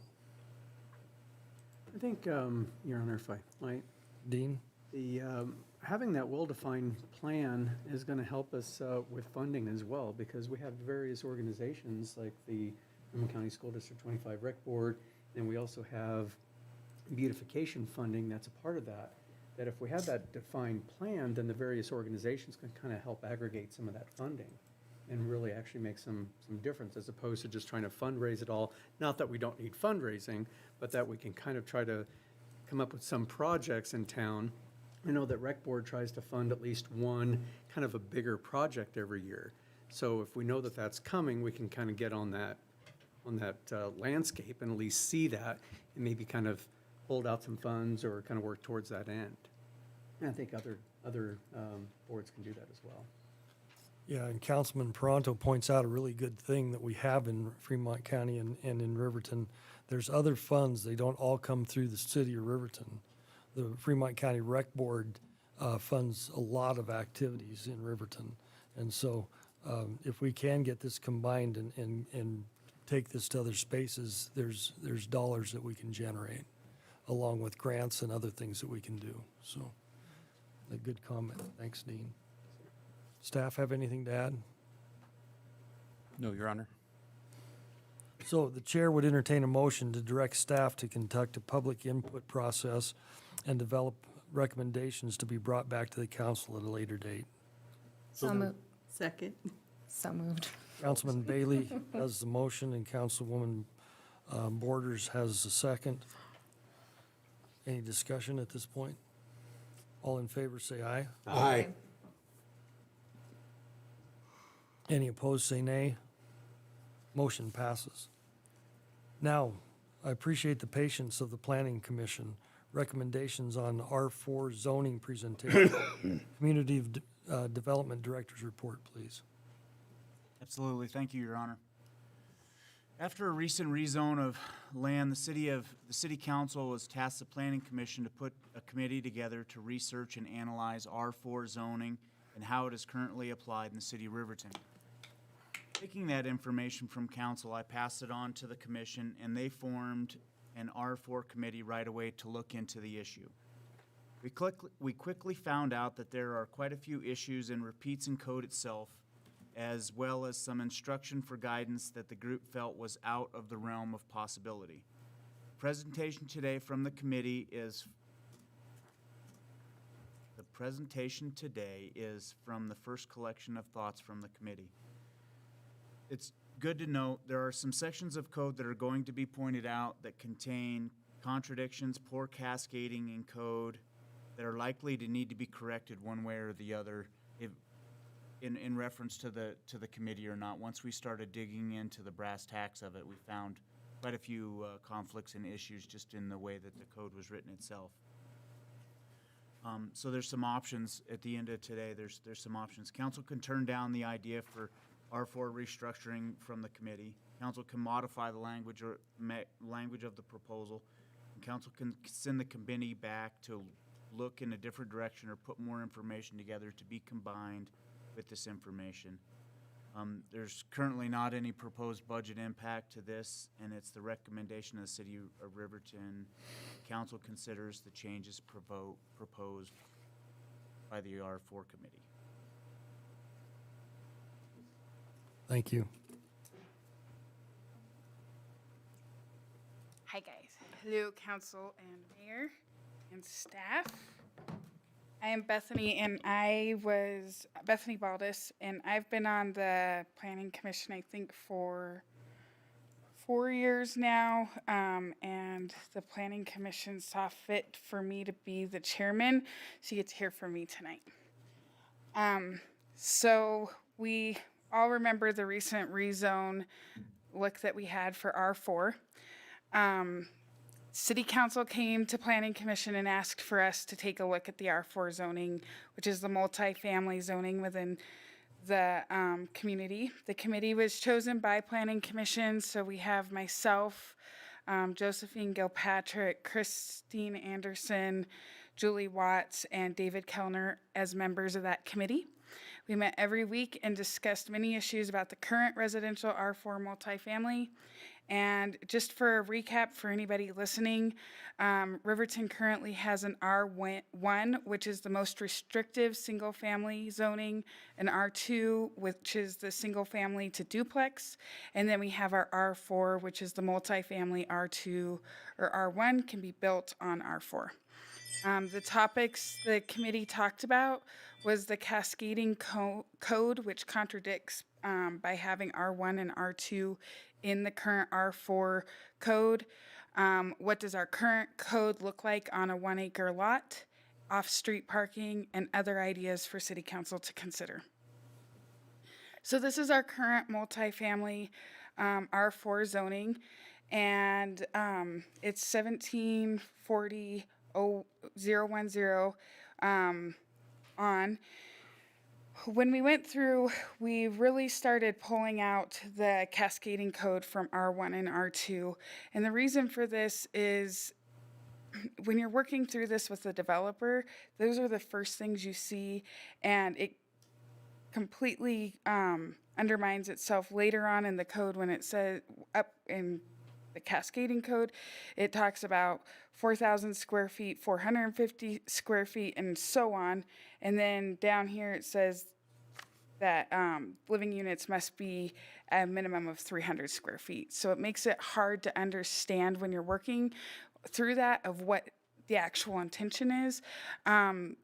As with all of this, you can still build R1 or R2 on any lot that is an R4, so you can go back to those codes if you're looking to do a duplex or multifamily. Those were all the recommendations to possibly take out. We did have quite a bit of conversation about the height restriction, if it should be 50 feet or if it should be less or more.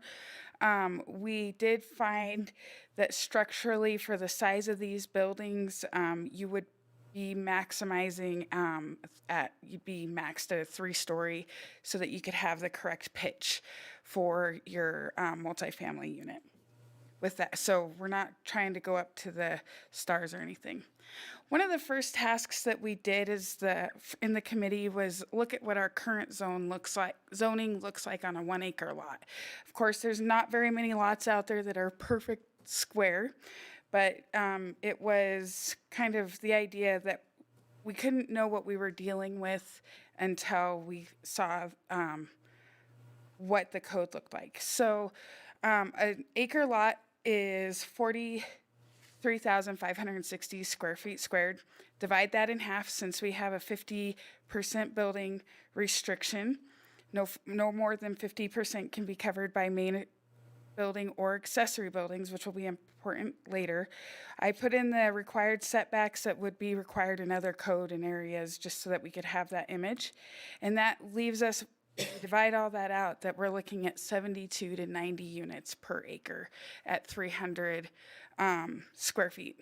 That's the worst case scenario. We have really smart residents in Riverton that whenever an R4 comes before you, this is the math that they're doing. This is what they're seeing when we propose a 3-acre lot that you could triple that possibly. It's not very accurate for what would actually be built or would ever be planned, but that's the math. So we looked at what would be the solution, and parking seemed to be the best.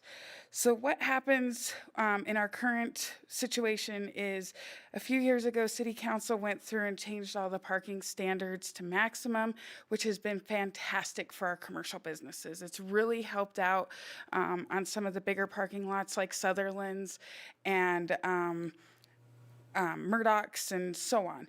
Some new things have happened because of that, and we have more opportunities within the community. I'm thinking at that time, they switched also the residential to a maximum. So on the table that that's our current residential parking, we have maximum here, and then when you go down through the actual chart, there's an MIN at the end, which could be, I'm guessing it means minimum, but it's not very descriptive on what that means, and it contradicts itself. So the Planning Commission is recommending that we change this to a minimum chart, or a minimum off-street parking for single family and beyond, which was a little bit out of our scope, but we felt like it was important to bring the whole table to the City Council tonight for their to be able to look through. So if you go down to the multifamily, this is going to talk about how much parking you need per studio apartment, per 1-bedroom, per 2 bedrooms, and so on.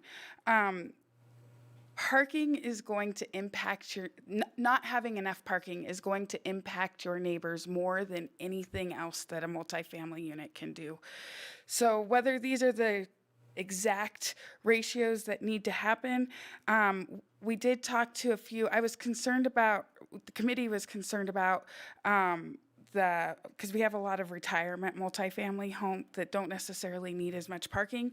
But the reality is, if that was ever used for any other use than the current residence, you would still need that kind of parking availability at least. So this is what Planning Commission is going forward with. So what that changes this image to is if we put parking at the standards that were there, it takes the same 1 acre that we were potentially looking at 72 to 90 units down to 18 to 27 units, depending on how they build that out, which is a lot more reasonable and is going to fit the feel that we want on 1 acre and not keeping any developers' ideas out of the picture or anything like that. And it's also going to make sure that the impact is appropriate for the surrounding neighborhood. Why parking matters, properly addressing capacity for any size lot. So it doesn't matter if you're looking at a 1 acre lot, a 7,000 square foot lot, all the way up to however big, as long as it can go beyond, or it can be small or big. Improper parking per unit affects neighbors and other landowners more than anything else, and proper parking can prevent potential traffic issues.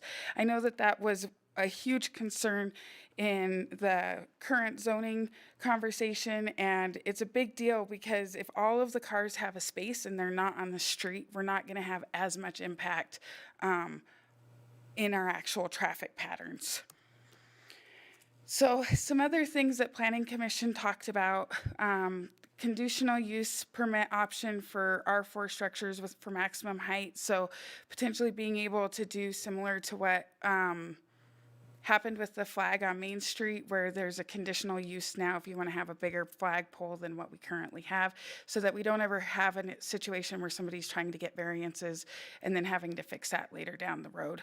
And then we also discussed the conversation, and this was a fantastic recommendation from Commissioner Bruce Kamanga, but no walled or one walled covered parking structures right now would be considered accessory buildings. And so that counts towards your 50% building space.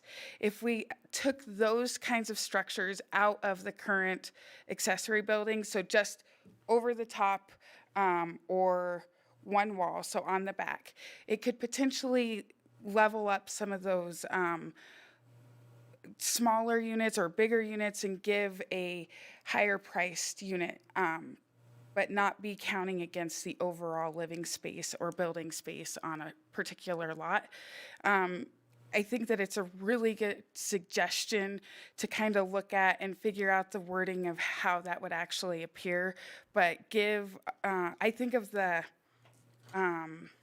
units on Pershing, the green townhomes on Pershing, and if they could have, they're already kind of maxed out, if they could have some covered parking, would that potentially help their residents want to pay a higher premium or anything like that? It may just give the developers another door to be able to build something nice. And then what happened to R3? Because you guys really wanted us to explore R3. It was the feeling of the committee to fix the issue with R4. We feel that with the adjustment for minimum parking requirements, it adjusts for the big lots or the small lots. This should adjust for triplexes, 12plex to 45 unit apartment complexes and beyond. It was the opinion of the committee and Planning Commission that the R3 zone is unnecessary at this time. And with that, I'm open to any questions.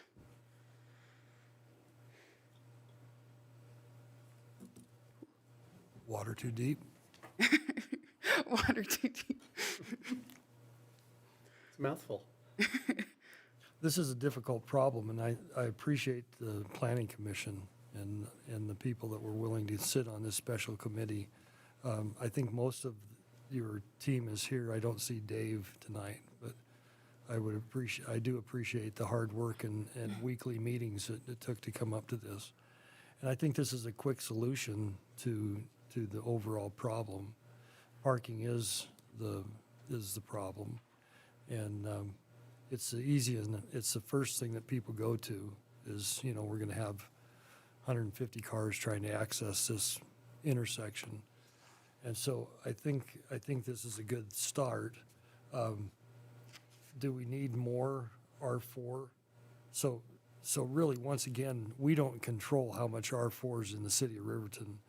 What happens is those lots come into the city of Riverton, and the owner of those lots get to put their zoning requirements on those as they come through the door.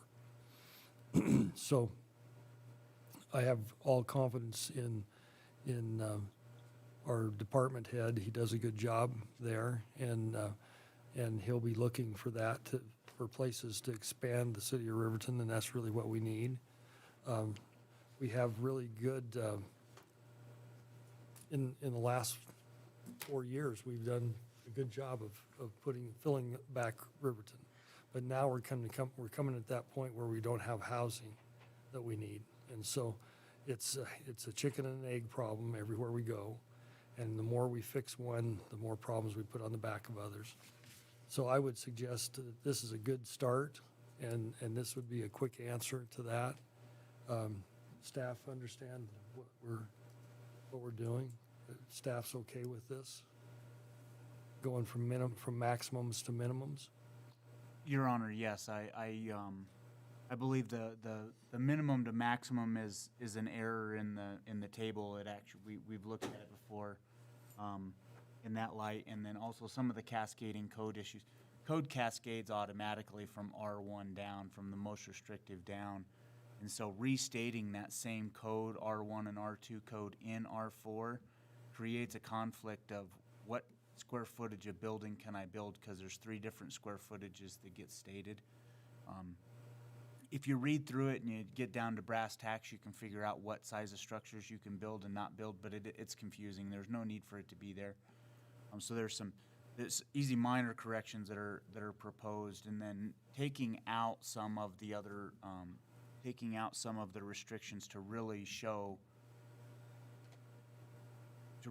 what depicts that lot, makes it easier. It basically provides this similar restriction to what we have right now, but it makes it easier to understand and comprehend, and for a developer to come in and look and see short order what they have the ability to do, I think is a great idea.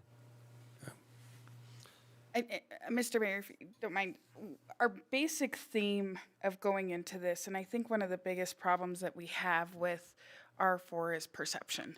So instead of what really happens, we have an idea of what we think is going to happen. And so it was really trying to come down and fine tune the code so that there couldn't be this big monster out there. Like, we just know what's going to go on the lot and that it's going to fit appropriately within the neighborhood. And I think that was really our goal that we were trying to bring to the city council. We have some really good and well-developed multifamily dwellings in the city of Riverton. One that comes to mind is Owl Creek.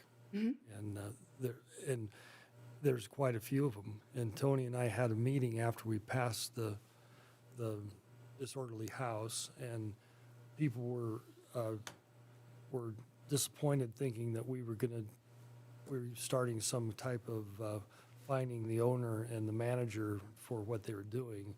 Really what we're trying to do is administratively take the work off of the police department. So it puts more work on Tony's plate and my plate to make sure that those conversations happen, and we're not encouraging poor renting happening in Riverton. It's not our job, nor is it our requirement to provide housing. Lots of times we lose track of what the city is in charge of. Last I checked, it's sewer, water, sanitation, and police department are the 4 things that we're structured to handle. And a lot of the other stuff gets on our plate just because of who we are. And so my question to you is, when we take this to a minimum parking, we already have these problems occurring in the city. Mike Bailey lives next door to me, and he has 5 kids, and they were young once, but now they all went through the car stage together, right? And so they all got the cars, and now Mike and June park their cars, and 5 other cars come in on their space. So just this week, I had that occurrence that somebody called and said, what are you going to do about this? And so I went down and looked, and there was a car that appeared to be abandoned. It was not. It had brand new plates on it. The tags were good, this month's tags. And in investigating that was a young man who has just come to age to have a vehicle. And so this car appeared, and it doesn't get driven much, and it's just parked. And so it causes people in the neighborhood to have concerns and angst about where's all the parking going in our neighborhood. So I do know from past experience, we sent the police chief up to residents to explain that you can't use all the parking, and he was met very abruptly with a difficult tone of how that was going to happen. And so I think that's the point that we have to be careful, is to keep our police department still intact when it comes down to 2 cars, and you take a guy like me who has, That's just a minimum building. So it's just a two-car minimum building for the single family. So, I mean, people still have their off-street, or if they have more. If you read it's confusing right now because it says maximum but minimum on the chart. So, but if you take that for what it says that you can only have 2. If it's a maximum, that if I'm building a new single-family house in Riverton, that I can only, right now as a maximum, I can only have 2 places to park my car. So, 2 parking. so it's worse off the way that it is right now, because and I think that people are taking that MIN as a minimum, which I'm assuming that's what it is, but it isn't ever very clear spelled out, and then it completely contradicts itself at the top. So that would just say that if a new single-family house was built, that they would have to put at least 2 parking spots in there off-street. They could put more.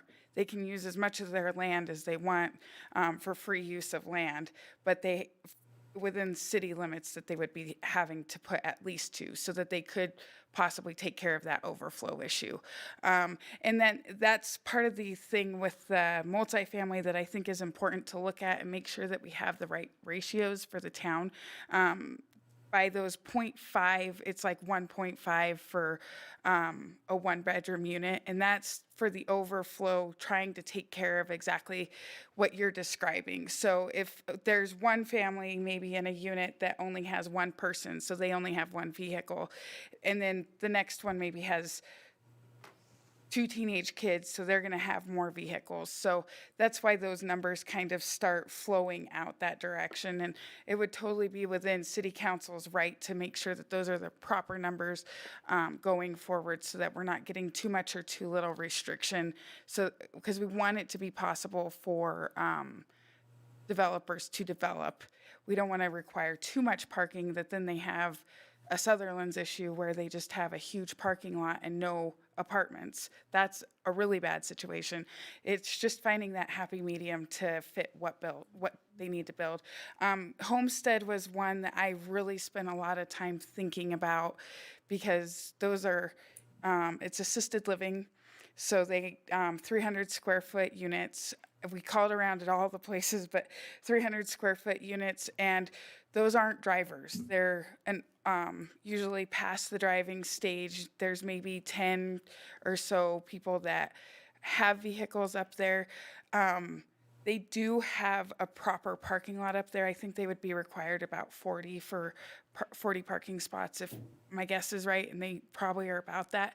They have staff though, and if that ever did change hands to be something different than what it is, then you would still need to have parking. So I don't think that it ever really degrades down beyond, if you're gonna put that many units in, you have to have at least a plan of where parking could go.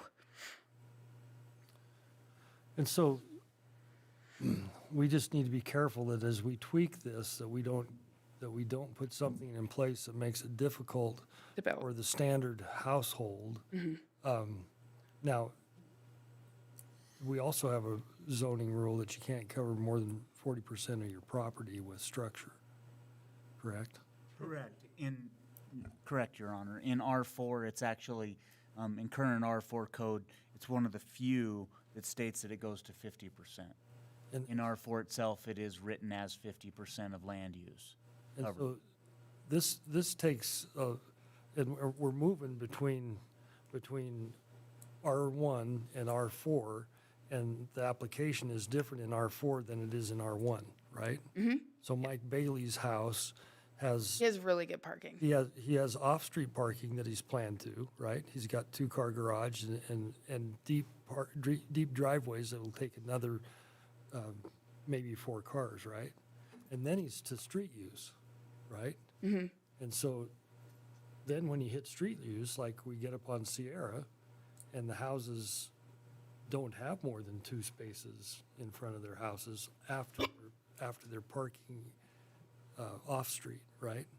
And so I just don't want to catch those houses in a vice that when we change to minimums. I think this would be development. So everything that currently exists, because we have R4 right now as well that doesn't fit this. So as long it would still stand in current code for the way that it is.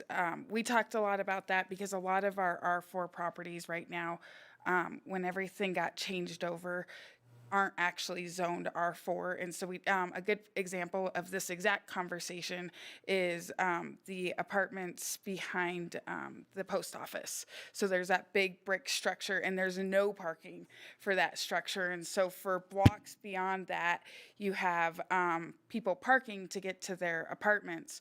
That can continue to be in use the way that it's being used. City of Riverton, by changing any of this, is not going to go knock on their door and say, hey, you got to be commercial now or change to R4. It can stay continued use. The only way that that would change and they would be required, from our understanding, would be if they came in and they wanted to put more units in. So if they wanted to add units to that structure, they would have to come to the city and say, this is our plan for parking and this is, and our 50% and fit within the R4 code. Any other questions? Mike? Your Honor, probably for Mike, I would assume that if they have a garage, that counts as a parking space. So a single-car garage would be 1 parking space? The parking spaces currently, the way that it's worded, parking spaces and garages are different. So your garage space is not counted towards your direct parking space. It is something that we did talk about. She brought up Bruce Kaminga's suggestion is that we do, a garage in general now is considered an accessory building. Any structured design building over 200 square feet is considered an accessory building by today's standards. So that accessory building doesn't count towards parking spots or lots. But I've created some language as to what apartment, what single-walled or no-walled roofed parking structure would look like to not be considered an accessory building and to count towards the parking numbers. And that's where the conversation comes up: is how do we want to divvy up that land? If we keep them as under roof, then our parking is cutting into the size of the amount of lot being able to use for building structures. And so we're trying to define that line as to how we separate that. I think that there's some language that needs to be created to define that line. Right now, it's very clear. It's either under a roof or it's not, but then it does debilitate the user and the developer from being able to develop higher-end multifamily units with garage-type structures. Your Honor? Kyle? There's some false assumptions there. The one bedroom, 1 car, that's not reality. 1 bedroom, 1.5 cars. That's not reality. The reason why it's not is because it takes 2 people that work to make a living. 2 people can't get to the same job if their jobs are different, so they have several cars. If you look at Aspen, which is not R4 or anything else, there are several homes up there on Aspen where they have 5 to 6 cars. It's across from Bailey's, and it causes so much problem because you can't see the street sign. You can't see to make a left turn or a right turn. It's like Broadway when you're going towards the bank and there's a car on your left-hand side and you can't see the oncoming traffic. So what I'm trying to say is some of these are valid, but most of them aren't, because the statistics that you're using are from the 50s and 40s. So, and this This is 2020, and as far as I know, the government still likes to spend, and tax. And so not only are women working, but their sons are working, and so they have multiple vehicles. And so to assume and to penalize those poor contractors, excuse me, Rich, Mayor, because we are cutting off their life source, but we have to be real and say we have to have enough space for vehicles that are going to be there. So Mayor, the parking guidelines that we presented, all we did on this, it's already what is in city code. We just went from maximum to minimum. So this is already currently what exists in Riverton's code.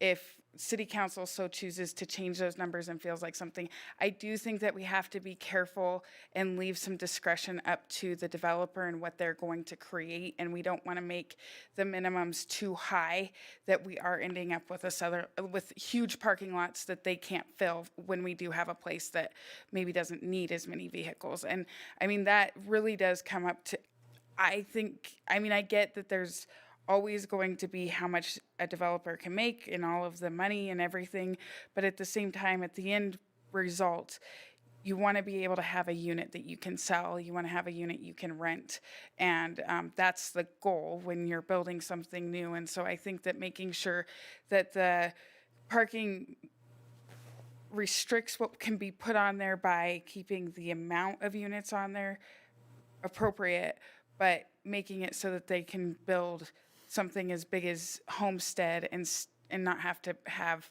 500 parking spots for 40 units or whatever would be important.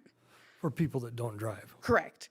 Just because we have you can look around Riverton and we have many different uses where we may have single families.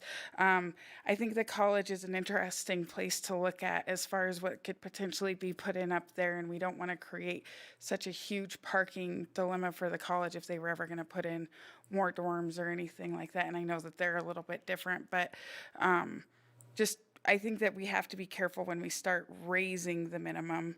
It needs to be consistent with what people are using, but making sure that it fits all applications as well.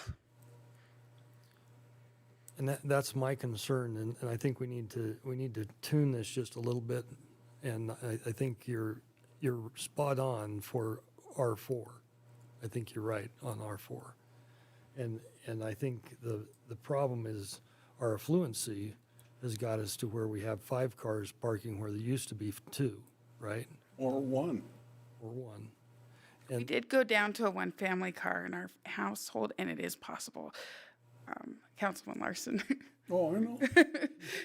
It's possible, but it's not real. And especially if you're a renter, if you're a landlord, you want to keep what would really be nice is moderate housing that had off-street parking for Riverton. That's what Riverton really needs, is moderate housing. We don't need more poor income housing. We need moderate housing that young people can afford. And that may come with a garage and it may not come with a garage. But parking is always going to be a problem. And that young family right now isn't going to have problems with parking. Correct. But some of us that are older have gone through that stage where the 16-year-old's got a car. And then and so you go down to Dean's place. Dean and Kyle's place, it's all garages. Yeah. Right? Yes, sir. I've got all Mike's cars there. And so let's not get lost in this, but what we really want to do is create a, and this is right, I think you're right on for R4. So I think we need to come back and get an ordinance that adopts this to R4. And it will eliminate the large, expansive fear that people have of big 90 units coming in. But I think we need to be careful that maybe we break this table apart and take our 1s and our 2s out of this table and readdress what they need to do. And what the city is not going to provide free parking on the street, especially if you've got a house lot that's 90 feet wide. We take a driveway out of that and we have 1 car space left, right? Yeah. And so you're gonna have to get in the garage, park in the driveway, and one space on the street is all you have left. You're getting way above my head, Mayor. I'm not elected to make those decisions. But I think if we're not careful, when we change the minimums and maximums, we're gonna set a trap for R1 housing. And I think all we gotta do is break that. And it's gonna happen no matter what we do, because the nature of the evolution of the way those houses are used, someday they're gonna have extra drivers. Yep. But did we beat that to death? To death. I just have one question. Yes. So as the town gets developed and people come in and decide their zoning, the way this reads is you can have R1 or R2, so you'll go from a duplex to maybe 27 units. So it all depends on how big your lot is. So if it's an acre, if it's 3 acres, it could be It would 82 be more. units. It would, so it all depends on. It can go from 2 to 82 units if it's 3 acres, So, or 6 to, yeah, so one of the reasons that with 160 covered parking places. Yeah. So one of the big things about this that I think is important to understand is already when we have the big multiplex kind of place like we do up at College Hills, that gets turned into a plan development. And so we already have a system within our code that if they're on 3 to 10 acres, they're going to go into a bigger kind of development unit that they actually make a contract with the city. And so, sorry, Tony looked up. I thought I was misquoting myself, but no, okay. So that is what happens with those bigger acreage. And we see that within our, any place that you have like red up there, the lighter red is our PUDs. And so that's where they come in. The developer is actually making a plan with the town. This is probably going to be R4, in my opinion.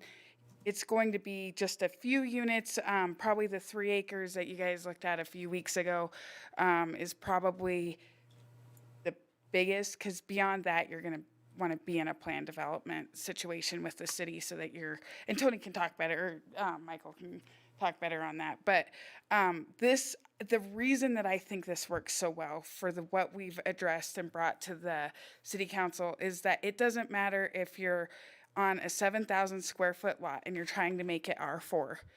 You're only going to be able to build on half of that lot because of the R4. So you're really cutting down your at 3,500 square feet that you can build. So that's allowing for your triplexes.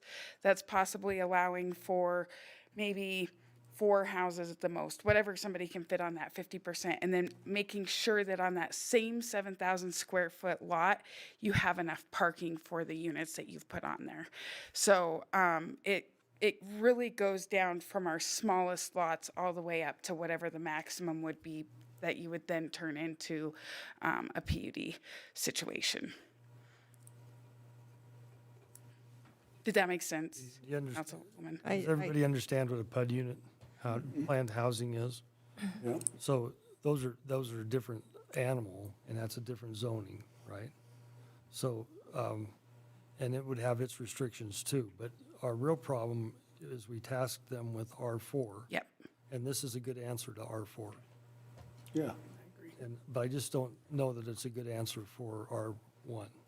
With the parking, and we just want to bring the whole thing. I don't even mind the slip from minimums to maximums. I just think, I don't want to create something that makes it hard for the police department to mandate. So I think we need to think about that between those other zonings. But I think this is a good suggestion for R4. Yep, I agree with you, Mayor. So, Mike, do you need a motion? Are you going to bring this back to us in a different form so we have a motion? I don't need a motion. We've got the language in rough form right now. I can bring it, not the next planning commission meeting, but I can roll it out in ordinance form out the following planning commission meeting, and then city council will see it in a month. Can you break R1 out, R2? Yeah, I can change. I have the ability to make that table look the way that it's. So right now it's about 4.5 pages. So R1, residential is about half a page, and commercial Commercial parking restrictions is about 3 pages. So I have the ability to break that out. It of course requires an ordinance change, or a change by resolution. I'd have to look at the way the language was done. Either way, I have the ability to create that language, no problem. So you'll bring it back to us. Absolutely. Is everybody else all right with that? Thank you for allowing Planning Commission to have this opportunity. It was a great task for us, and I know that the committee, we enjoyed our work, and we're happy to come up with a solution that we could bring forth to you guys. So thank you. Thanks for the hard work. We appreciate that. Mike, you'll bring us something? Absolutely. Okay, thank you. We're down to roundtables, and Christy, can you start us off? I have not attended any meetings since the last one. Kyle? I have nothing, Your Honor. Dean?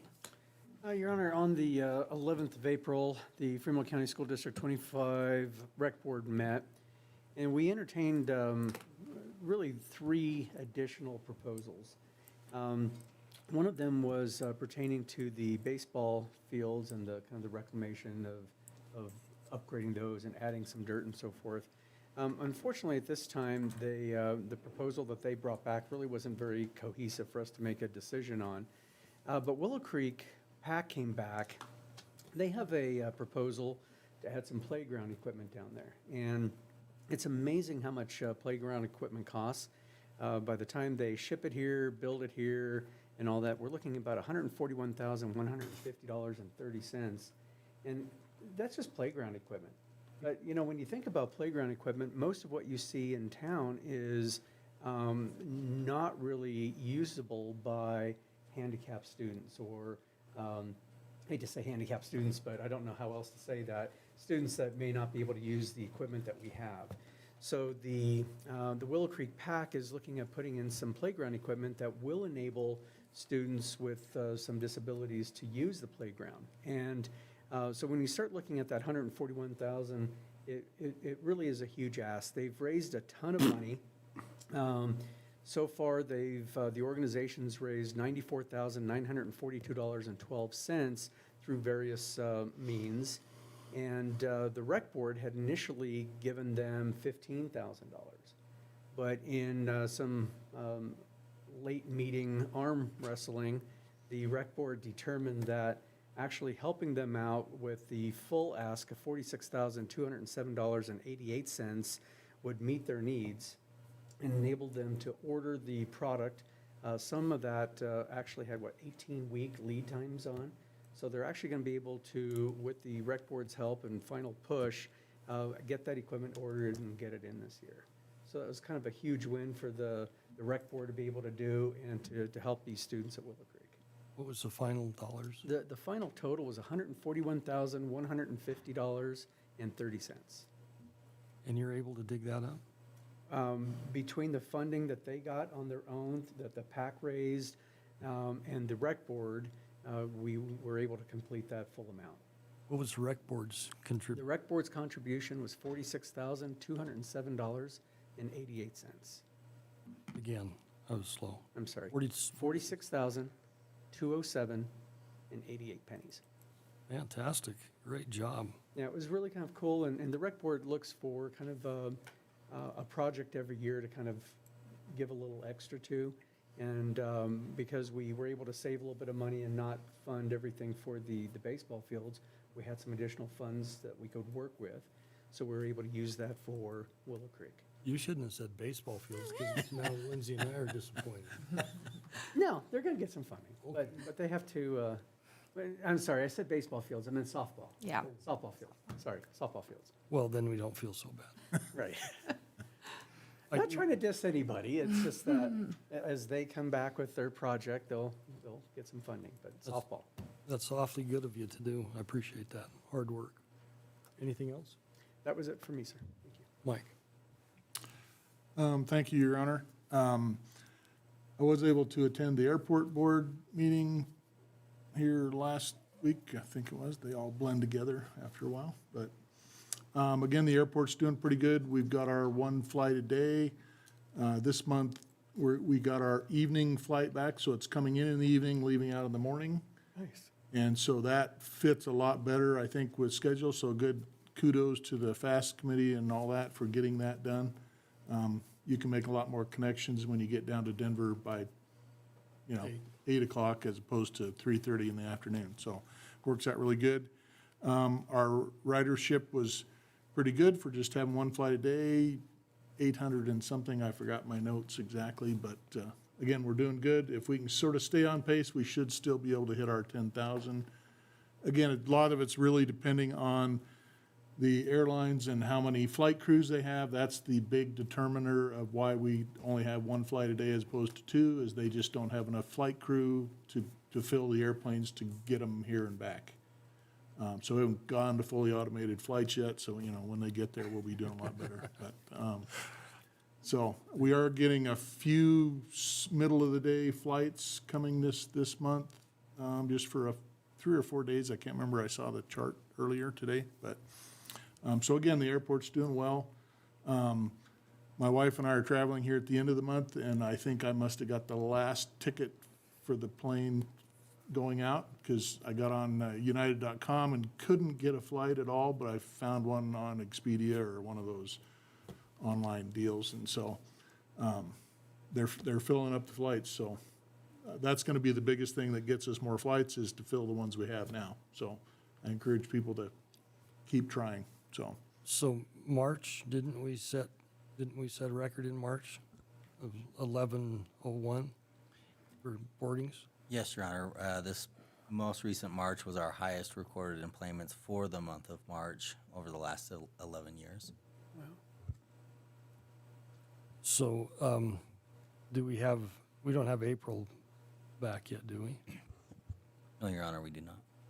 So, that's pretty amazing that we're able to do that. So, thanks for the work you do there. We're in good shape in that repair.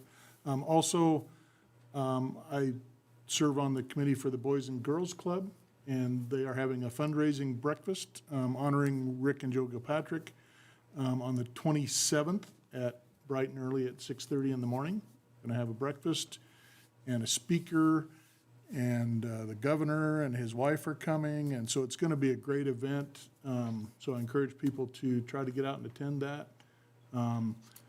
Right now, the Boys and Girls Club has got a membership of almost 150, I think 148, and they're averaging 40-some kids a day that go to that facility at Rendezvous School for the after-school program, and they've got a summer program planned where they're going to have, all-day stuff during the week, and so the Boys and Girls Club is doing exceptional. So our goal is to raise $100,000 if we can this year to keep that all going. So, and again, Kip and I serve on that committee, and it's really going great. It's a wonderful asset to our community to have them here.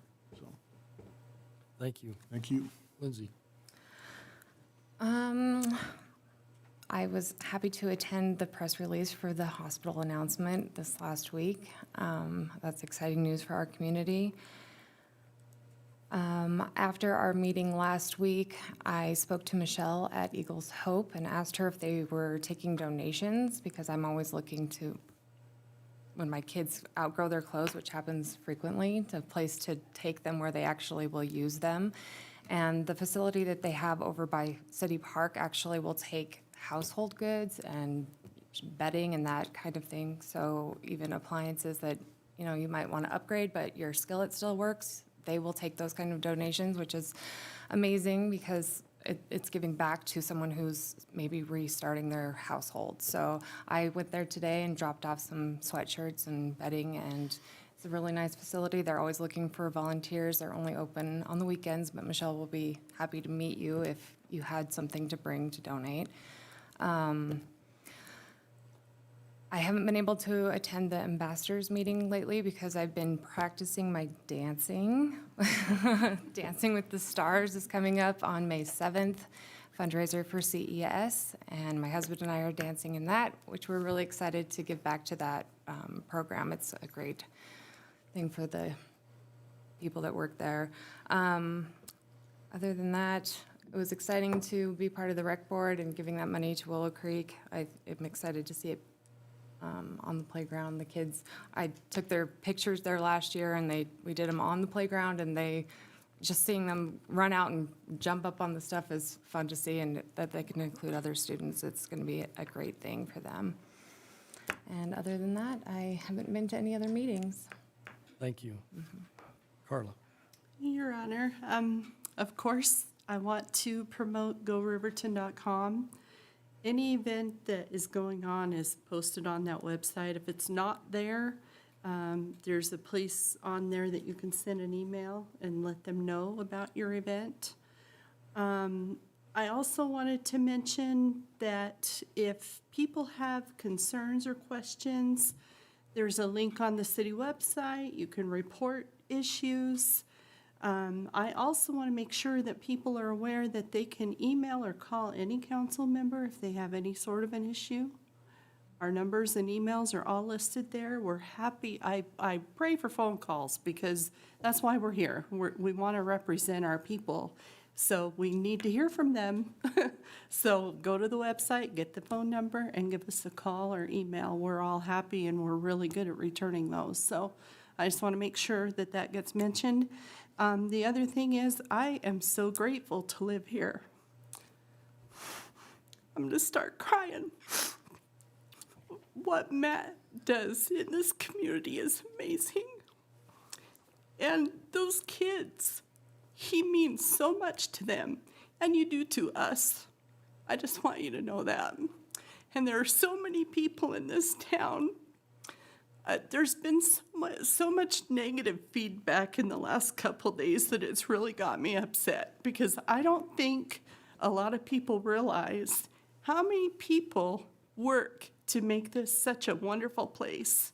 And so that's my soapbox statement. I think if you don't think there's anything positive going on, you're not looking, you're not paying attention.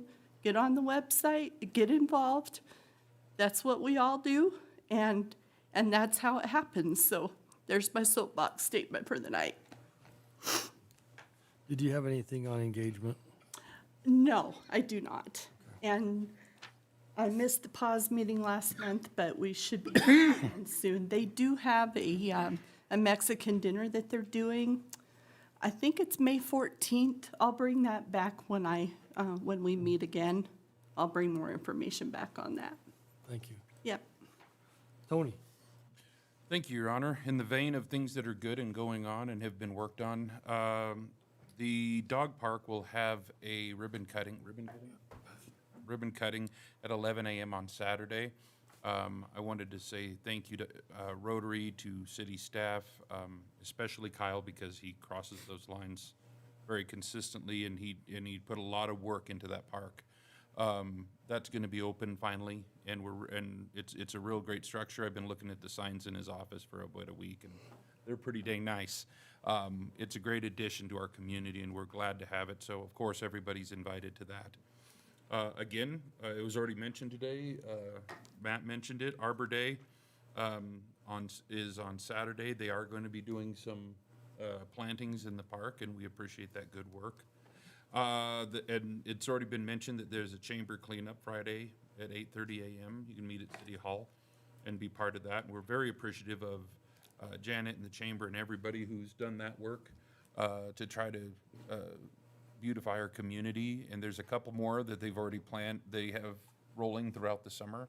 They're doing good work. So thank you to them very much for that. Edge Committee will meet this Thursday at 6 p.m. Everybody's welcome to attend by all means. We do have a DUI task force meeting on the 26th. The mayor and I and the chief attend those. RECDA is canceled for next Wednesday. Sorry, I had to figure out which week I was in.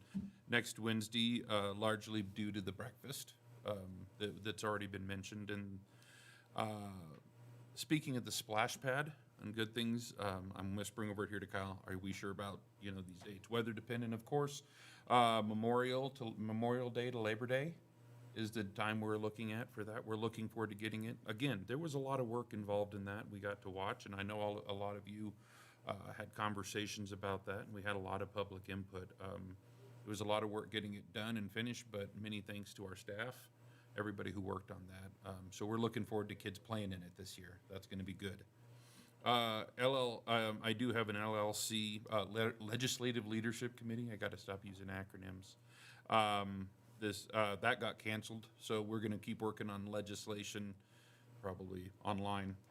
And I was very happy on a personal note to add 2 future bookings to our flights out of Riverton.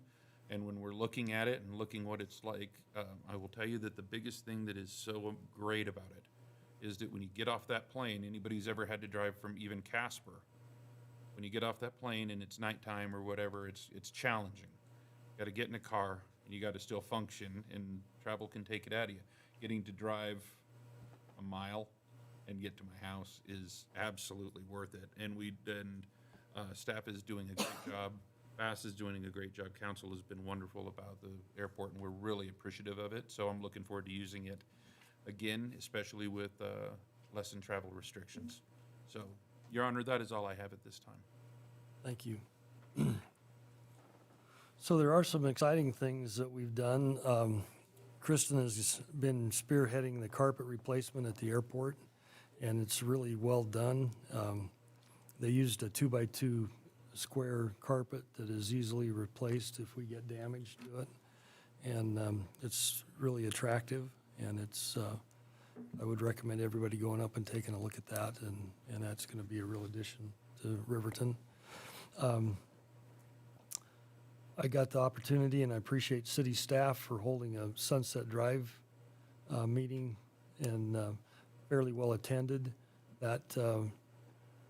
That phase of construction is going to happen from Federal to Valley Circle Drive, and it will start in opposite. It'll start on the west and move east, and that will allow school to get out, and we'll have less impact on the bus garage. And so, a little over $2 million project, I do believe, that we're doing. And so, very well presented by city staff, and I appreciate their time. I appreciate the opportunity to attend the Planning Commission meeting, which was put on by Mike's group, and that's good information. Also made it to the ambassadors meeting. Hard drivers in that, and you better get out of the way or you're going to get tracks on you. And so we appreciate the work that they're doing. Probably the top news, and I must not communicate as well as I want. I was wanting some hard, fast numbers out of the hospital, how much more money we needed. But they did receive from the USDA $37 million. A grant for that amount of money leaves us about $10,000 short of the full construction of that. Million, Excuse me? not 10,000, 10 million. Oh, yeah, thank you. Everybody else fell asleep. I was just testing you. It's 10 million that we need. And that, they have ways to get that, and that's under the microscope, and that will move, but not as fast as people will want it to. So we need to be prepared for that, because that's still going to drag its feet just a little bit. Tony and I have been in conversations with Sage West for drug testing. It appears that their equipment is not capable of doing the micro analysis that we need, and so that isn't going to work, but we appreciated their willingness to look into that. Also was in a meeting with the Wind River Visitors Council and all the things that they're doing, and how that operation is funded, and the Joint Powers Board that works with that, and we're going to take that to the FTAG committee and see if we can develop that a little bit more.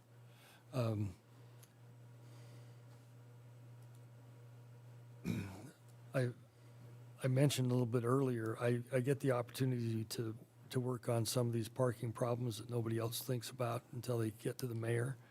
And I appreciate the chief's willingness to help me with information that's necessary. And so we took care of one of those this week. I also got to do a tour at the new Cafaro's remodeling that's being done in the old Big R building, substantial. And we're going to really enjoy having Kafaru in our community. They're going to be real movers and shakers, so looking forward to that. Monday was a tough day for our police department, our fire department, our ambulance and rescuers. We lost 2 people in a fire on Kinnickinnick, and my thoughts and prayers go out to the family. My appreciation goes out to the firemen and to the police department for the work that they do.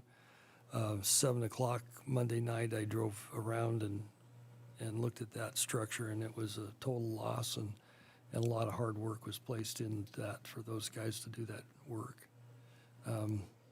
With that said, I also was able to work with the owner of some dogs that